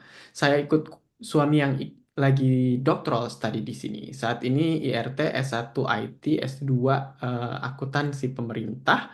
Selain join SFI, biar bisa bahasa lokal, saran kakak saya ambil S2 jurusan apa Kak, biar lebih banyak peluang mmm, pekerjaan terbuka di Swedia. eh Kalau kakaknya hadir di sini dan mau ngomong secara langsung juga nanti boleh ya Kak. Soalnya dia udah ikutan program yang tadi apa sih Kak tadi? mhm, Udah ikutan ikutan itu belum ya? Arbet. Apa sih? Formedlingan, Iya, udah. heeh, Karena mungkin itu. Kortavegan, iya Tapi benar. emang nggak Kak Indah kalau mau ada nambahin. Oh, iya nih kota kecil Krona ini deket kampus Veikhe nggak ya? Atau deket Kalmar, kayak gitu-gitu. Karena dulu aku kuliahnya pas lagi S2 di Veikhe, kayaknya satu regional deh dengan Karlskrona, aku lupa deh, kurang lebih gitu deh. Doktoral di sini ya, akuntansi pemerintahan. Iya bener, kamu bener banget, S1-nya IT terus S2-nya, pemerintahan itu terlalu spesifik banget buat di sini gitu, tapi menurut aku, itu di situ kamu ada IT-nya, gitu. Itu butuh kayak di-touch up, mungkin kalau mau ngambil S2 lagi boleh, tips aku, kamu kan tinggalnya Karlskrona ya, Karlskrona itu kayak daerah-daerah situ deh, si Veikko atau segala macam. Itu bisa ngambil information system juga bagus sepertinya, karena kan udah ada background akuntansi pemerintahan ya. Itu ada di Linnaeus University juga ada, dia, distance, bisa hybrid lah kurang lebih kayak gitu. Di-touch up, ada program 1 tahun, 2 tahun kayak gitu. Tapi baiknya, terserah kamu kalau mau ambil S2, aku bisa langsung, rekomendasikan ya itu di Linnaeus University dia ada. Kalau daerah-daerahnya deket Veghel bisa datang ke universitasnya in person gitu kuliah di sana atau mungkin ini bisa hybrid atau di universitas yang lain juga ada cuma kayaknya sih aku susah nyari yang hybrid kayak profilnya yang kemarin aku itu ya jadinya kalau ini suka bilangnya si Linnaeus gitu atau mungkin bisa juga Irke Hochschoolen yang aku bilang tadi. Jadi di sana coba cari ke tanya Arbes Formedlingen juga yang lokal ada di sana, kontak gitu orangnya atau mungkin kamu bisa, aku bisa bantu sih sebenarnya maksudnya hubungin aku aja, Sutisna, bisa keep in touch sama kita gitu loh. Iya, nanti kakaknya boleh DM ke aku atau ke Kak Ina Heeh, juga. betul, Berhubung kan udah di Swedia juga, jadi maksudnya lebih mudah, iya mau actionnya tuh lebih gampang. bener. Karlskrona itu deket yang di bawah apa sih yang deket Malmo itu Malmö, iya, apa? Skani? ma Bukan. Scania, dia PPI Scania ya kayaknya sih bagian dari Ya, situ. cuman memang lumayan jauh juga sih sebenarnya. Heeh. Deket Kalmar ya, deket Iya, Kalmar. makanya aku inget kok, Karlskrona. Karena Ya, aku 1 tahun di sana. wow. Oke, kita lanjut dulu ke Oke, ini. Nah, ini kayaknya mengomentari slide kakak yang tadi mhm. dijelasin dari Fikri M. Berarti mirip dengan Ausbildung di Jerman ya, Kak? Apakah ada peluang untuk imigran daftar Järnskogsskolan seperti jika saya ingin daftar Ausbildung di Jerman dari Indonesia? Oh, kalau dari Indonesia kayaknya sepertinya bisa apply nih, maksudnya kita apply Irke Hochschoolen dari Indonesia gitu ya, Iya, yang soalnya untuk kayaknya Ausbildung itu terbuka untuk mhm. non-resident untuk daftar kayaknya. Iya, bener, heeh, itu kalau non-resident, tapi kalau di sini harus resident. Karena balik lagi Irke Hochschoolen, itu sekolahnya memang nggak bayar, dibayar melalui pajak, otomatis berarti orangnya kontribusi, pajak gitu, which is ya kita, tinggal di sini gitu. Jadi ini, mirip Bildning kalau di sini bilang ini kayaknya Utbildning juga ya kalau Hmm? bahasa Swedianya, tapi bedanya, nggak bisa apply dari Indonesia gitu. Kecuali bisa apply dari Indonesia kecuali mungkin pasangannya atau dia sebenarnya udah tinggal di Swedia terus dia lagi di Indonesia kayak gitu, mungkin bisa kayak gitu. Tapi kalau masih 100% still in Indonesia, nggak bisa Ya, gitu. butuh person number soalnya buat Iya, daftar. butuh, security ID, Swedish security ID, betul. Iya. Kak Indah mau pilih barangkali? Boleh, aku di sini ya, ini, aku, Kak, mengatasi salah jurusan gimana ya, dan selalu merasa bingung mau ngapain pas mau lulus kuliah. Kenapa aku pilih ini? Ini yang dari pertanyaan pertama sih. Eee, Dulu aku juga pernah kayak gini. Pendidikan aku tuh arsitek dan, komunikasi, maksudnya S1-nya waktu itu.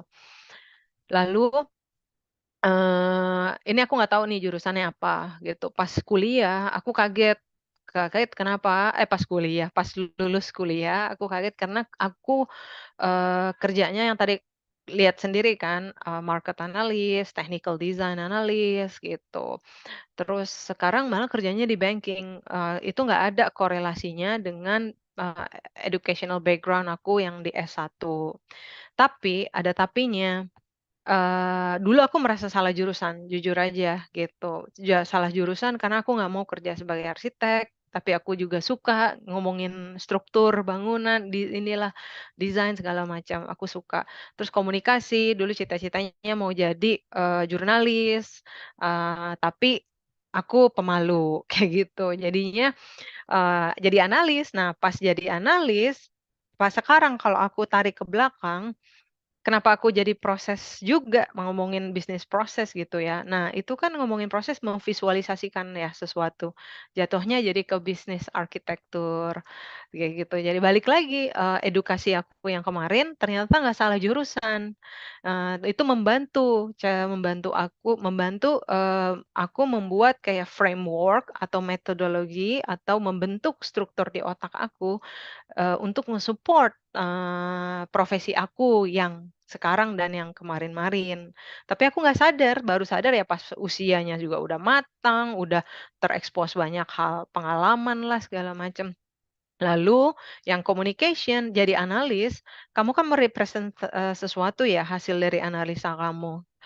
Berarti kan harus ada skill communication yaitu public speaking, storytelling, how you put your empathy ke audience misalkan kayak gitu. Nah, jadinya aku merasa pada saat aku sekarang, oh sebenarnya aku tidak salah jurusan, cuma memang untuk menemukan hal yang aku sukai dan cocok, lalu sesuai dengan purpose hidup aku, memang butuh, jalannya ke sana butuh beberapa adventures lah harus dilalui, jadi kayak gitu. Jadi kalau aku bilang, pas lulus, kuliah mau ngapain, coba aja, apply sesuai dengan educational background yang ada, atau mungkin kamu mau mencoba sesuatu, nggak apa-apa, tapi yang bisa lah saat ini waktu itu aku mikirnya praktikal pas aku mau waktu itu lulus kuliah ya. Praktikal tuh maksudnya gue habis lulus, yang gue butuhkan habis lulus adalah pekerjaan. Kenapa gue mau punya pekerjaan? Gue butuh duit, gitu. Nah, untuk aku mengejar nanti setelah aku tanda kutip, quote unquote, gue bukan nggak butuh duit ya, gue butuh duit, tapi gue udah punya capital ya, gue punya modal gitu. Berarti gue mau melakukan ini gitu. Jadi ya pas aku udah mulai ada capital atau ada modal dalam hidup, aku melakukan hal yang dulu aku nggak bisa lakukan. Misalkan aku seni, aku suka musik, aku suka olahraga ya aku lakukan itu gitu. Tapi awal-awal aku praktikal dulu. Aku butuh nih uang. Ya udah, aku butuh modal. Intinya gue butuh cuan lah gitu. Kayak gitu sih. Semoga Iya, bisa menjawab. Terus nih, Sutisna lagi yang milih atau kita lanjut pertanyaan atau gimana nih? terserah. Mau Ini aku mau nih jawab yang ini, Afif Azhar Ahmad. Kalau bidang hukum dan HR, gimana ya peluangnya di Swedia? Gitu. Aku harus bilang ini requirement-nya heavy banget bahasa Swedia karena hukum. Hukum di Swedia tuh sama lah kayak any other countries harus tahu lokal regulation. Terus kalau HR juga sama, kan ada regulasinya juga ya, local regulation. Tapi kalau misalnya HR balik lagi global HR, tapi dia spesifik kayak ke tech-nya, kan HR juga ada ya tech-nya. Maksudnya tuh kayak eh bukan billing, apa sih? Salary, sis buat platformnya, terus platform buat salary, platform buat absence, platform buat ke tax agency lah, bla bla bla gitu. Jadi balik lagi mix HR sama si tech ini masih ada peluang gitu. Kalau yang backgroundnya international ya, atau foreign background atau immigrant itu masih. Tapi hukum atau totally 100% HR, aku bisa bilang is very very tough, tough, super tough competition gitu. ya. Jadi sebenarnya kalau bisa dibilang secara general Kak Indah tuh sarannya eh, mix dengan teknologi Iya, apapun, apapun mm-mm. itu. Jadi jangan Ya. jangan menjadi eh, purist.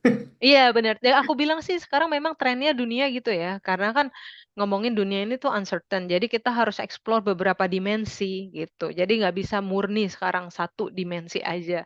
Aku juga nggak bilang aku nih satu dimensi. Nggak. Aku benar-benar beberapa dimensi. Jadi aku nggak murni bisnis gitu. Aku suka banget bisnis dan aku nggak mau ninggalin itu. Tapi aku harus sadar bahwa untuk tanda kutip kita laris lah di market, di job market tuh kita harus expand skill kita ya either dengan teknologi atau yang ada pilihan memang karena itulah yang memang di depan kita saat ini.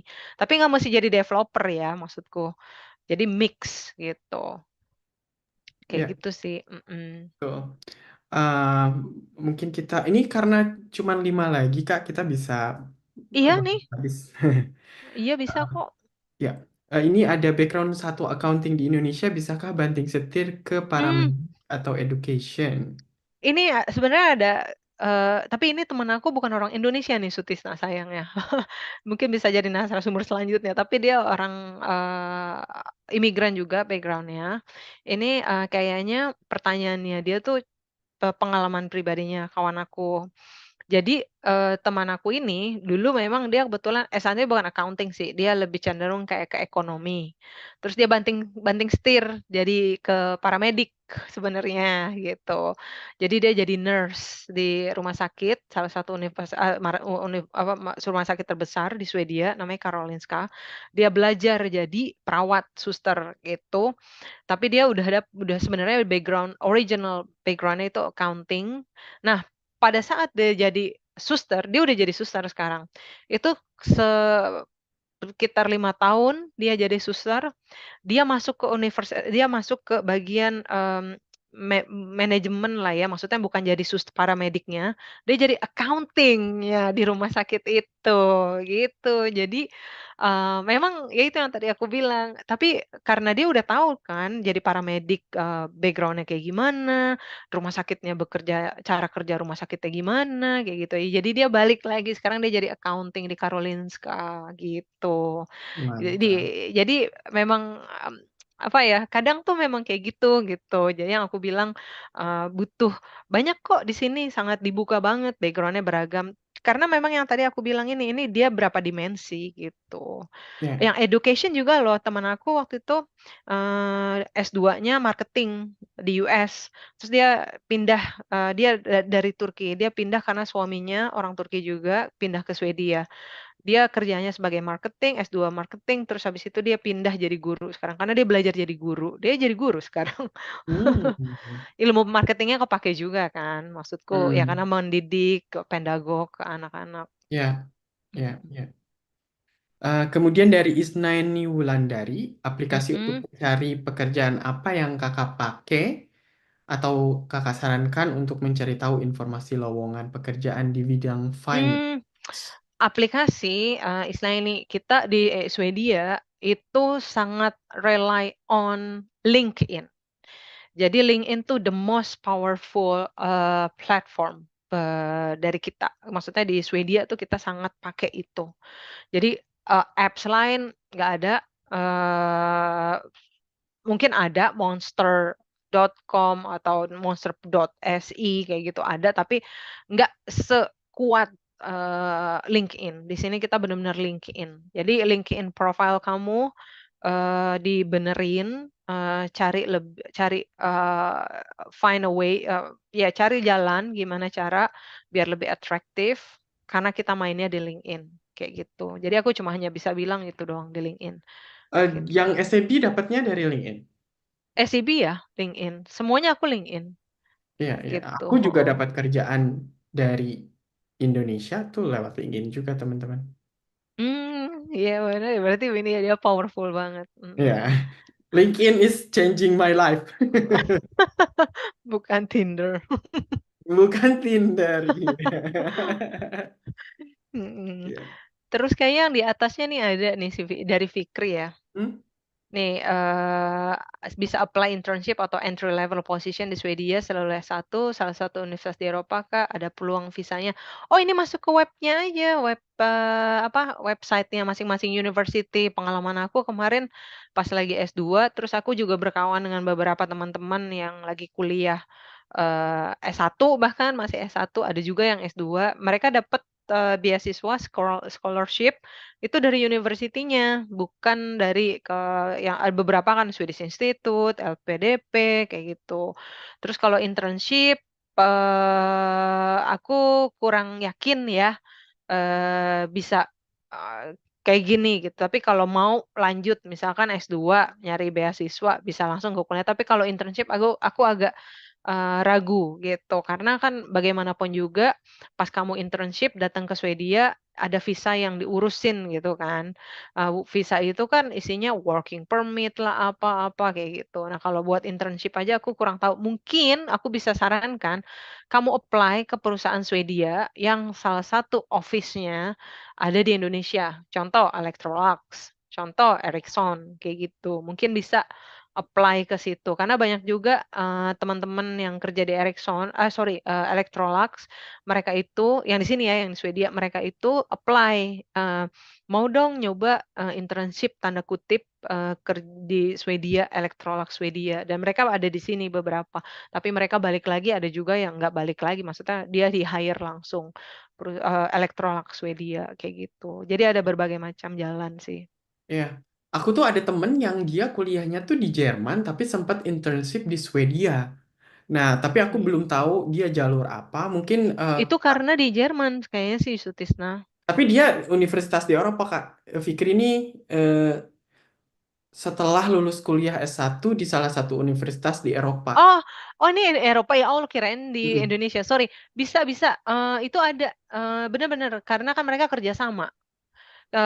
Kan visanya Schengen deh, nggak perlu soalnya kan, mahasiswa di sini juga, kalau kemarin S2 kan banyak juga teman-teman aku yang internship-nya di luar negeri, kayak di, Spanyol, kayak gitu-gitu kan. Mereka sukanya negara-negara yang hangat ya, kayak Spanyol, kayak gitu, Hmm. di Portugal. Mereka banyak yang internship-nya di Portugal dan Spanyol, Berarti visa gitu. students Uni Eropa itu bisa internship. Bisa, heeh, ini eh, tanya ke universitasnya dia yang ada di, let's say Jerman.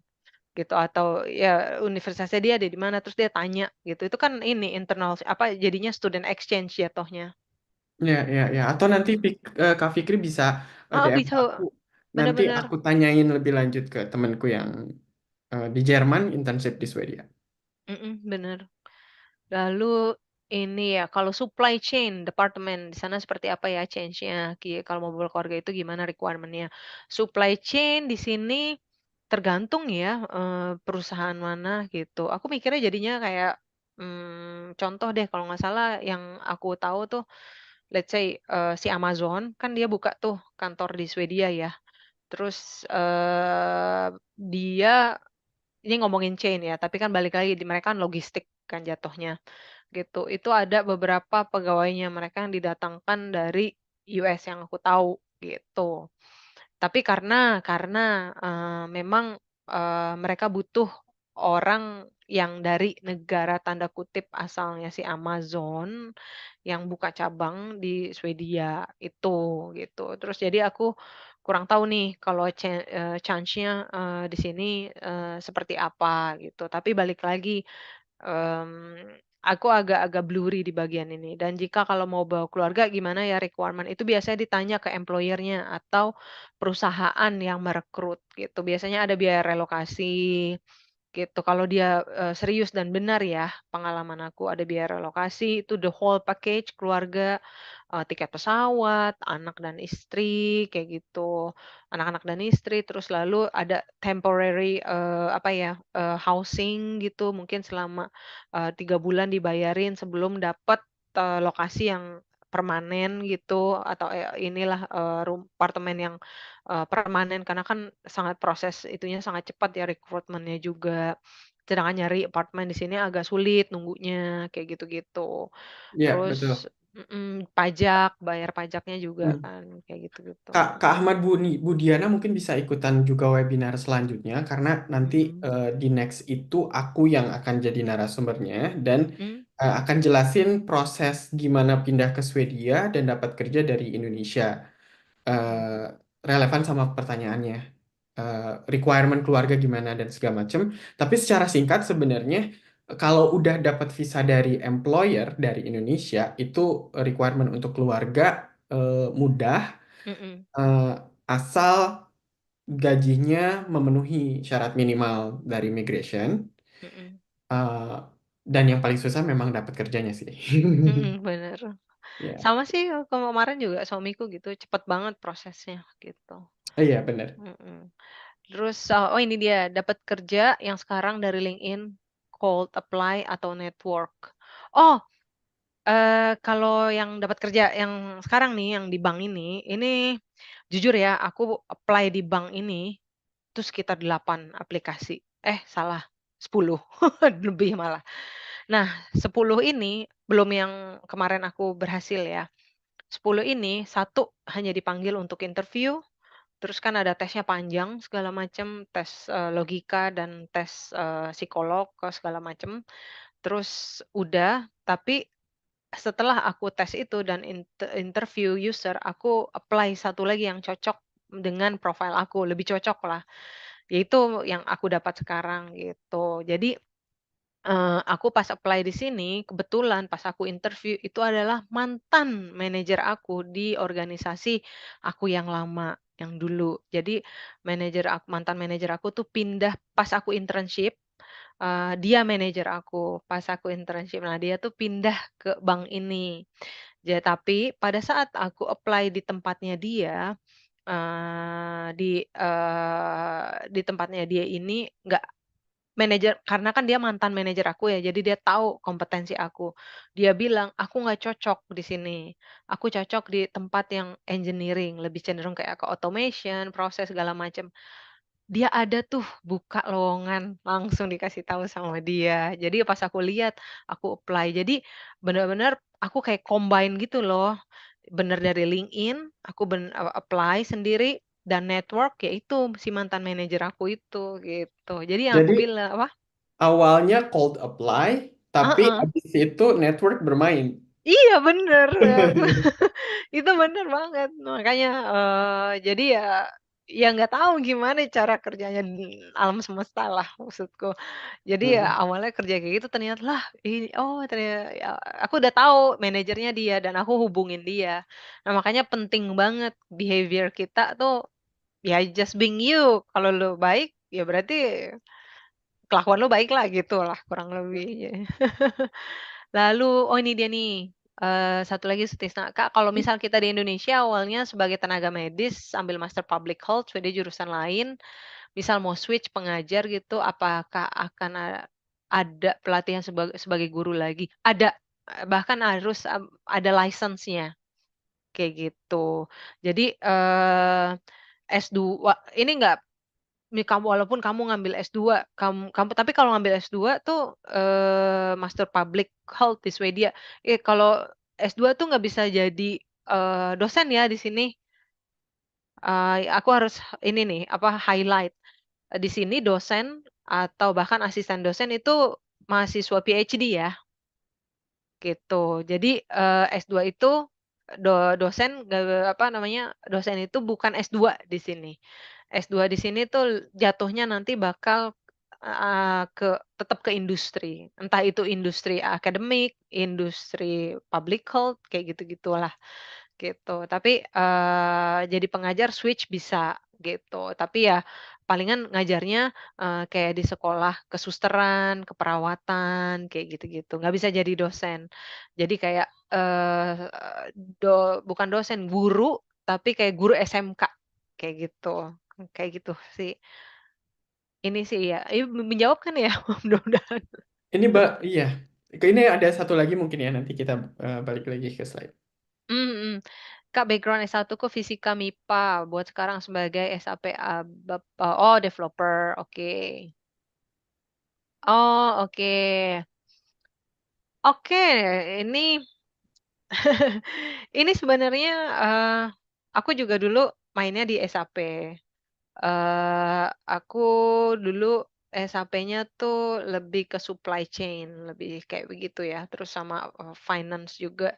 Tapi anyway, aku sih sebenarnya nggak bisa ngasih rekomendasi apapun, yang advice mungkin bisa ngasih sharing pengalaman, jurusannya apa. Aku sih, sekarang prefer ya, apalagi kamu jurusannya MIPA, ini fisika, aku ngelihatnya bayangan aku nih, kamu kerja sama algoritma. Mhm. Jadi ngomongin AI gitu, artificial intelligence. Coba cari, master yang berhubungan dengan, artificial intelligence karena itu nanti ke depan bukan ke depannya, dari sekarang pun sampai 5 tahun ke depan kita mau bangun infrastruktur, tentang AI ini gitu, tapi infrastrukturnya tuh bukan bikin AI-nya aja, policy tentang AI, baik itu di dunia finance, di semua sektor, di semua industri kita mau bikin policy, lebih strong tentang AI. Tapi teknologinya mah udah datang lebih dari kapan tahu gitu. Makanya kan seperti biasa teknologi lebih awal, policy ada di belakang gitu. Nah, cuma kalau aku boleh kasih saran masuk ke AI, ini aku nggak bisa spesifik ya saat ini, teman-teman harus cari sendiri, clue-nya adalah artificial intelligence gitu. Itu menurut aku cocok, apalagi kan di SAP kan, SAP juga maksudku kalau bicara SAP itu kan, apa ya, ERP yang koneksinya tuh chain-nya tuh sebenarnya banyak lah kayak gitu, such a big change lah maksudku. Jadi ya jangan fokus ke SAP karena itu, bidangnya terlalu spesifik, tapi banyak juga orang yang punya, skill kayak begini. Jadi bisa dibikin broad, jadi bisa nempel di ERP mana aja. Bahkan bukan di ERP mana aja, di teknologi mana aja gitu. Aku bisa bilang ya itu, cari AI. Iya, aku juga me lagi consider untuk ngambil yang AI. Karena demand-nya tinggi dan nggak kita belum punya banyak, kita punya banyak developer anyway, gitu, Ya, heeh.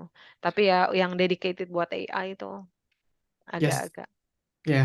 Eh, Semua question and answer sudah kejawab, ada 18, tapi sayangnya hari ini tidak ada yang berbicara secara langsung, tapi nggak apa-apa mhm, ya, Kak. Kita nggak apa-apa. kembali ke slide, ada satu slide lagi kayaknya yang menjadi pertanyaan dari aku.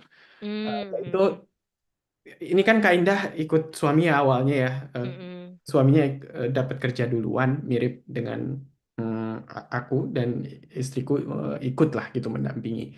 Ada tips nggak untuk yang mendampingi pasangan pindah ke Swedia? mmm, ya, ini, kemarin juga aku sempat yang kita diskusi ya Tisna, Hmm? jadi kalau tips untuk mendampingi pasangan ke Swedia, pertama sebelum kita pindah ke Swedia, kan pasti dua-duanya udah tahu nih, punya rencana bakal pindah negara, gitu. Nah, aku kasih tahu dulu nih, kehidupan di Swedia ini tuh bener-bener, mandiri banget, independen banget. Nggak ada suster, nggak ada orang tua, gitu. Jadi semua harus, tahu akan di-sharing ke partner, gitu. Sebelum pindah, mungkin aku bisa bilang suami harus bisa terima bahwa akan ada namanya co-parenting di sini. Co-parenting tuh, ya idealnya sih mau di Swedia, di Indonesia, co-parenting tuh udah harus ada gitu. Jadi, kalau sudah punya anak atau akan punya anak, akan harus tahu bahwa, nih anak-anak ini akan diasuh bersama. Gitu. Jadi ya partnership lah antara si ibu dan bapak. Jadi nggak ada, "Ini anak urusan kamu ya semuanya, hai istri," gitu. Nggak ada kayak gitu. "Kamu yang antar semua, bajunya yang kamu yang atur, ini segala macam ini." Nggak bisa. Itu nggak akan bisa. Karena kenapa? Ya pasti nggak, di Swedia juga hidupnya tuh nggak bisa salah satu aja yang kerja, itu harus dua-duanya kerja. Nah makanya pas suaminya kerja, istrinya juga butuh, sekolah, nah untuk menuju mencari atau mendapatkan pekerjaan, gitu. Itu yang pertama harus tahu, harus ada co-parenting. Yang kedua, sebelum pindah juga menurut aku mental kita pembagian kerja di dalam rumah tangga juga harus siap. Nggak bisa, "Istri kamu yang masak, kamu yang nyuci baju, kamu yang nyetrika, kamu yang bersihin semuanya, saya kerja." Nggak bisa gitu. Jadi harus dua-duanya. Kamu nyuci baju, saya nyetrika, suami nyetrika, istri masak, suami yang beresin rumah, ya jadi kayak begitulah kurang lebih bagi tugas. Nah, itu yang harus diketahui dulu pertama kali. Jangan nanti pas pindah langsung tahu-tahu kaget dan kolaps salah satunya. Maksudnya si istrinya kecapean karena tuh capek banget bener-bener semuanya sendiri. Karena di sini nggak ada ini ya, harus dikasih tahu maksudnya, naik bus, naik kereta, dan busnya berhentinya tuh nggak ada Gojek gitu kayak seperti Jakarta, turun depan rumah, enggak. Turun di sebelah sana, jalan 200 meter, dorong-dorong stroller lah, angkat-angkat barang, belanja dari grocery segala macam. Terus lalu, buat si istri yang mendampingi pasangan pindah ke Swedia, penting banget, sebelum pindah juga riset gitu, lokasi yang tempat tinggal di mana, gitu. Nanti di situ ada busnya, apa, public transportnya gimana. Terus, menurut aku pas lagi di sini juga, pasangannya yang ngomongin let's say lah si istri gitu, itu harus berani sendiri, maksudnya independen gitu. Jangan harus ditemani, mau keluar ditemani suami, memang takut gitu, aku juga takut pertama kali pas pindah aja ada yang ngetok pintu, kayak takut gitu, histeris gitu, "Wah, entar gue diculik gak nih? Dia ini ada bawa pistol, apalah, senjata," kayak gitu-gitu deh, bener-bener OT banget ya, overthinking banget gitu. Tapi ya anyway enggak kok, itu cuma memang imajinasi kita ya wajar lah orang pindah ke negara yang kita nggak tahu, kita kan juga nggak tahu sama sekali gitu. Terus setelah itu cari komunitas Indonesia gitu, mungkin pas baru-baru pindah, cari komunitas Indonesia yang bisa, jadi kayak apa ya, aku bilang kayak membantu navigasi, how, to adjust, atau adjustment process lah di sini. Hal-hal kecil aja, belanja makanan Asia di mana sih, ingredients ini, lengkuas beli di mana. Dulu aku nggak tahu lengkuas, sekarang aku tahu banget. Kayak gitu-gitu. Terus, masak juga hal yang sepele tapi penting banget. Gimana sih masak? Aku nggak bisa masak sampai usia aku pindah ke sini, aku baru tahu masak makanan-makanan Indonesia apa, ingredients-nya kenapa, wangi ini kenapa bisa keluar, oh ternyata ada daun sereh toh, aku nggak tahu dulu, kayak gitu-gitu. Nah terus, selain itu apa ya, kalau aku bilang bahasa, karena kan suami biasanya yang kalau kerja di sini dia di-hire tapi pakai bahasanya bahasa Inggris ya. Nah, nggak bisa dong dua-duanya, nggak bisa bahasa Swedia gitu. Jadi nggak apa-apa, istrinya belajar bahasa Swedia gitu. Karena ya kalau aku baca jurnal kesehatan dan statistik, aku nggak underestimate laki-laki ya, tapi untuk language skill itu woman tuh, perempuan tuh jauh lebih mendominasi. Maksudnya dia tuh, lebih lebih absorb kata-katanya tuh lebih cepat lah. Jadi untuk mempelajari bahasa asing biasanya dia lebih bagus daripada laki-laki. Ini jurnal akademis ya yang bilang ya, bukan aku. Tapi ya memang wajar sih perempuan itu lebih pintar berbahasa, karena kan ngomongnya aja kan harus berapa puluh ribu kata ya dalam sehari gitu. Jadi ya itu sih, terus juga jangan lupa cek-cek, apa namanya, public health di sini kayak gimana, kayak gitu-gitu. Itu penting sih, untuk si istri, terus vaksin gitu kalau udah punya anak, di-screening vaksinnya apa aja yang wajib di sana. Terus jangan lupa, istrinya juga apa, harus tahu dokumen apa aja yang berhubungan dengan anak-anak, khususnya tentang kesehatan mereka yang harus dibawa ke Swedia. Itu biasanya buku kok, buku yang dari rumah sakit isinya semua tentang vaksin sama, dan, medical record-nya si, anak. Kayak gitu. Mantap. Lumayan ya, banyak. Ya berapa puluh ribu kata kan maksudnya. Iya. Tapi mungkin sebelum lanjut slide saya, ini ada pertanyaan satu yang masuk Kak, mungkin bisa kita Mmm, sih. Kak, saya S1 farmasi apoteker tapi sekarang jadi IRT. Saat ini lebih tertarik menganalisa menganalisa di bidang data. Sekarang lagi belajar mmm, di bidang data. Sudah punya sertifikat Azure AI Engineer Associate Microsoft dan Aca Big Data dari mmm, Alibaba. Sedikit mmm. basic Python. Kira-kira ada advice nggak lanjut ke S2 ambil apa, Kak? Ini basicnya udah Wah, bagus udah banget. bagus, iya nih. Oh ini aku, Mbak Sri ini bagus sekali gitu. Kalau S2-nya ambil apa, ya ini mah udah ketebak ya. Kayak bakal ngambil apa, ya ngambil artificial intelligence dong. Tapi engineering juga bisa kok, medical engineering menurutku, gitu. Cuma memang industrinya nanti pasti bakal kayak, lebih spesifik gitu loh, kayak ke medical engineering, ke inilah, in between ya, medtech gitu loh. Kalau aku sih lihatnya nih, misalkan bisa jadi ini kan farmasi, terus jadi apoteker lagi, aduh aku mah bayangannya udah tahu nggak, bayangannya apa, itu loh kerja di tempat vaksin. Di apa sih? AstraZeneca. AstraZeneca, bener. Aku Hmm. langsung udah bayangannya kayak gitu gitu. Atau enggak di sini ada di Swedia ada namanya eh, bahasa Swedia itu Läkemedelsverket gitu kayak Depkes kayak agency, public health agency-nya, tapi untuk drugs-nya Swedia gitu. Dan Hmm. itu bagus banget salah satu dia yang terbaik menurut aku, karena dia klien aku dulu, pas aku di tempat kerjaku yang pertama. Dia tuh nomor satu di Eropa. Jadi memang standar, drugs di Swedia tuh, tinggi banget gitu. Dia kontrolnya tuh bagus banget. Memang aku di situ aku kagum banget deh, gitu. Tapi dia di situ juga ada, kayak kayak, data engineer-nya gitu. Tapi yang memang korelasinya background-nya tuh pernah di pharmaceutical kayak gitu. Itu, mmm, ada juga beberapa orang Indonesia yang dia tuh belajar farmasi, tapi dia juga belajar engineer gitu. Jadi, sekarang dia kerja di Johnson& and Johnson juga deh. Kayak gitu, bukan di vaksin aja kok, di Johnson& and Johnson kan dia produknya banyak banget ya. Terus di Swedia itu juga ada stem cell companies gitu, banyak deh dia tuh, karena kan dia ngambilin data-data, macam-macam ya, data tentang DNA kayak gitu kan, orang-orang diambilin darahnya gitu kan di rumah sakit kan ada beberapa yang sampelnya tuh disimpan, tapi dia harus tanda tangan dulu si pasiennya kan. Kayak aku kan waktu itu tanda tangan biar bisa disimpan. Jadi nanti jadi kayak datanya dia untuk penyakit ini ngambil referensinya darahnya si pasien B, kayak gitu. Jadi nanti dia bikin ada kayak semacam, ya disitulah bermain dengan big data, they build, algorithm and so on, kayak gitu. Yes, yes. Oh, Di ini seru banget webinar, ya. iya seru banget. Di webinar yang Mhm. sebelumnya itu kakak narasumbernya dia ngambil health informatika Sri Anggun di Oh iya Karolinska. bener. Di Karolinska. Nah, cuman Kak Anggun mungkin bisa ngecek requirement-nya bisa nggak untuk background pharma. Karena Mhm, kemarin background-nya itu dokter dan katanya buat nakes atau suster gitu ya, itu bisa. Cuman aku nggak tahu untuk pharma itu apoteker bisa apa enggak.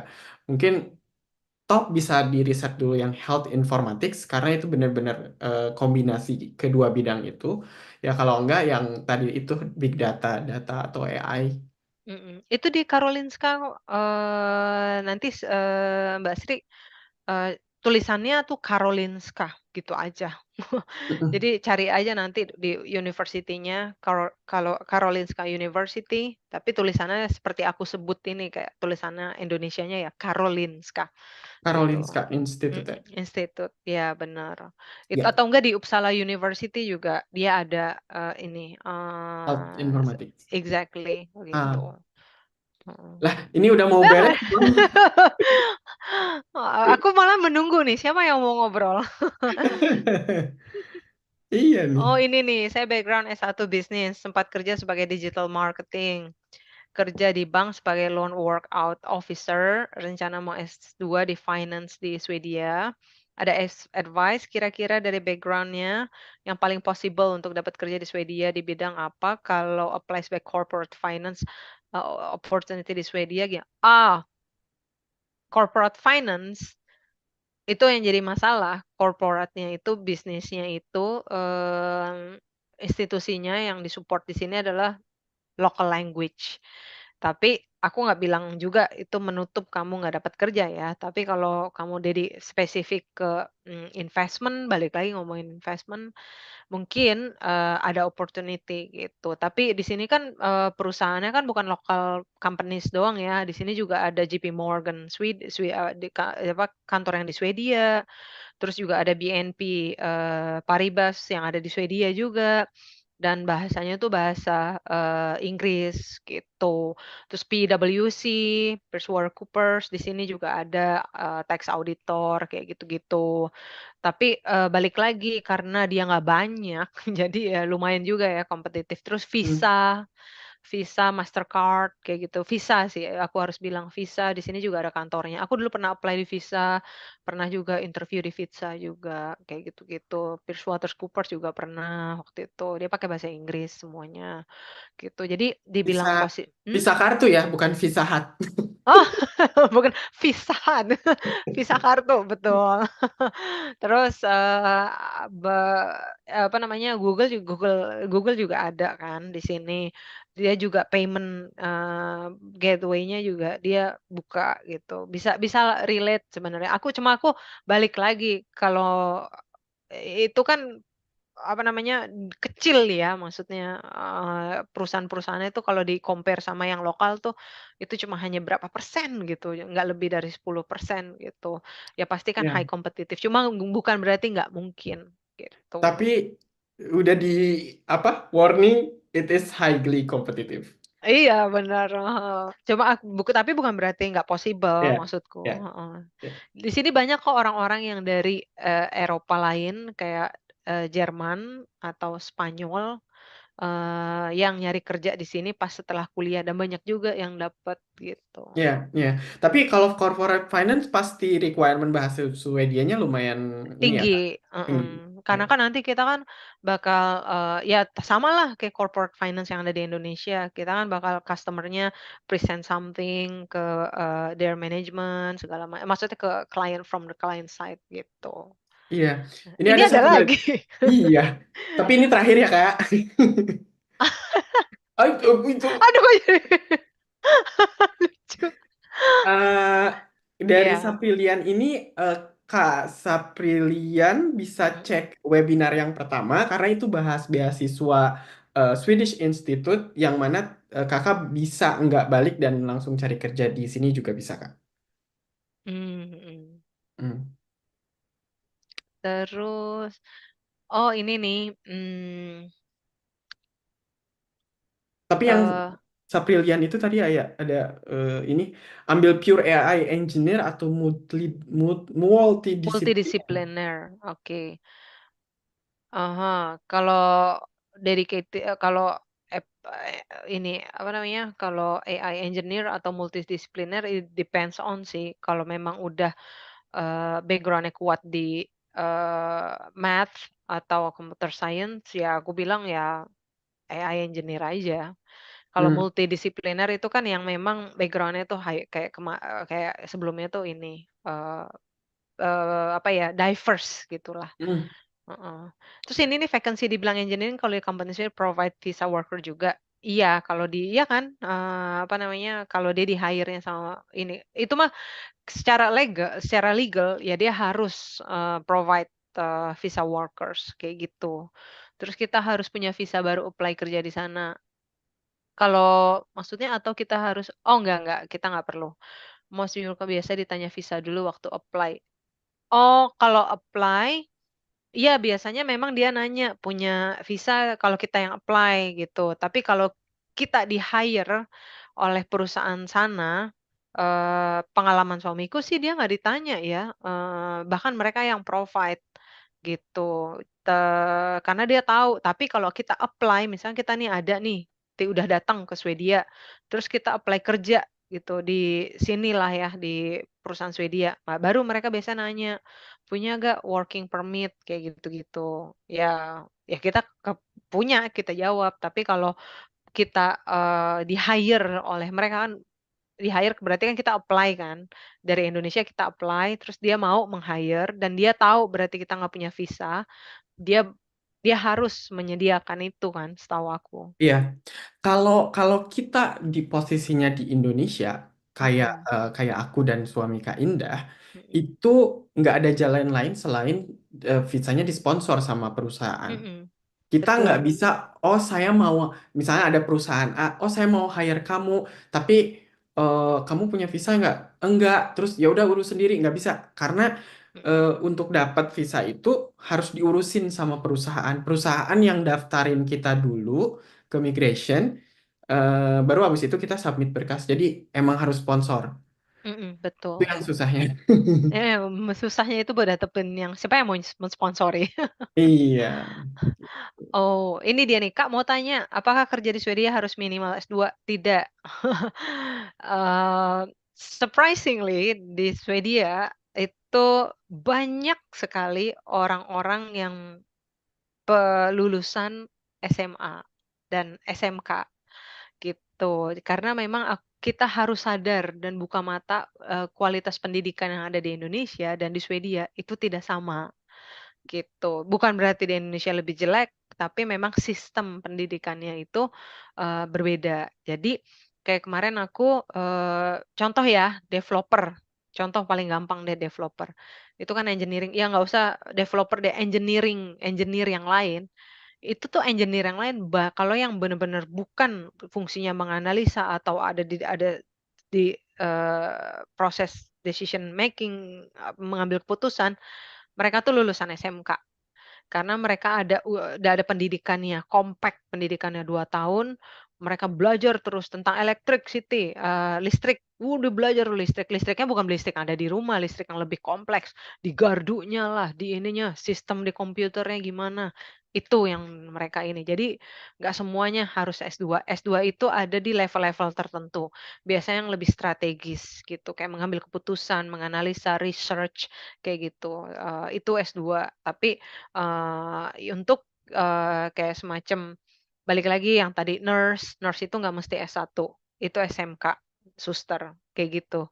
Tapi itu harus diterima kenyataannya kayak gitu, bukan berarti dengan mereka lulus SMK gajinya kecil, enggak, gitu. Kalau di-convert ke Indonesia emang jadinya besar sekali, walaupun kan living cost di sini juga besar, tapi tetap juga, walaupun gajinya di sini juga cukup, maksudnya standarnya sini juga, gitu. Jadi ya itu kenyataan yang harus diterima kita dari Indonesia pada saat kita pindah dari Indonesia ke sini nyari kerja, kita S1 terus kita didudukin bareng dengan anak-anak dengan orang-orang yang lulusan SMA atau SMK, terus quality-nya mirip-mirip.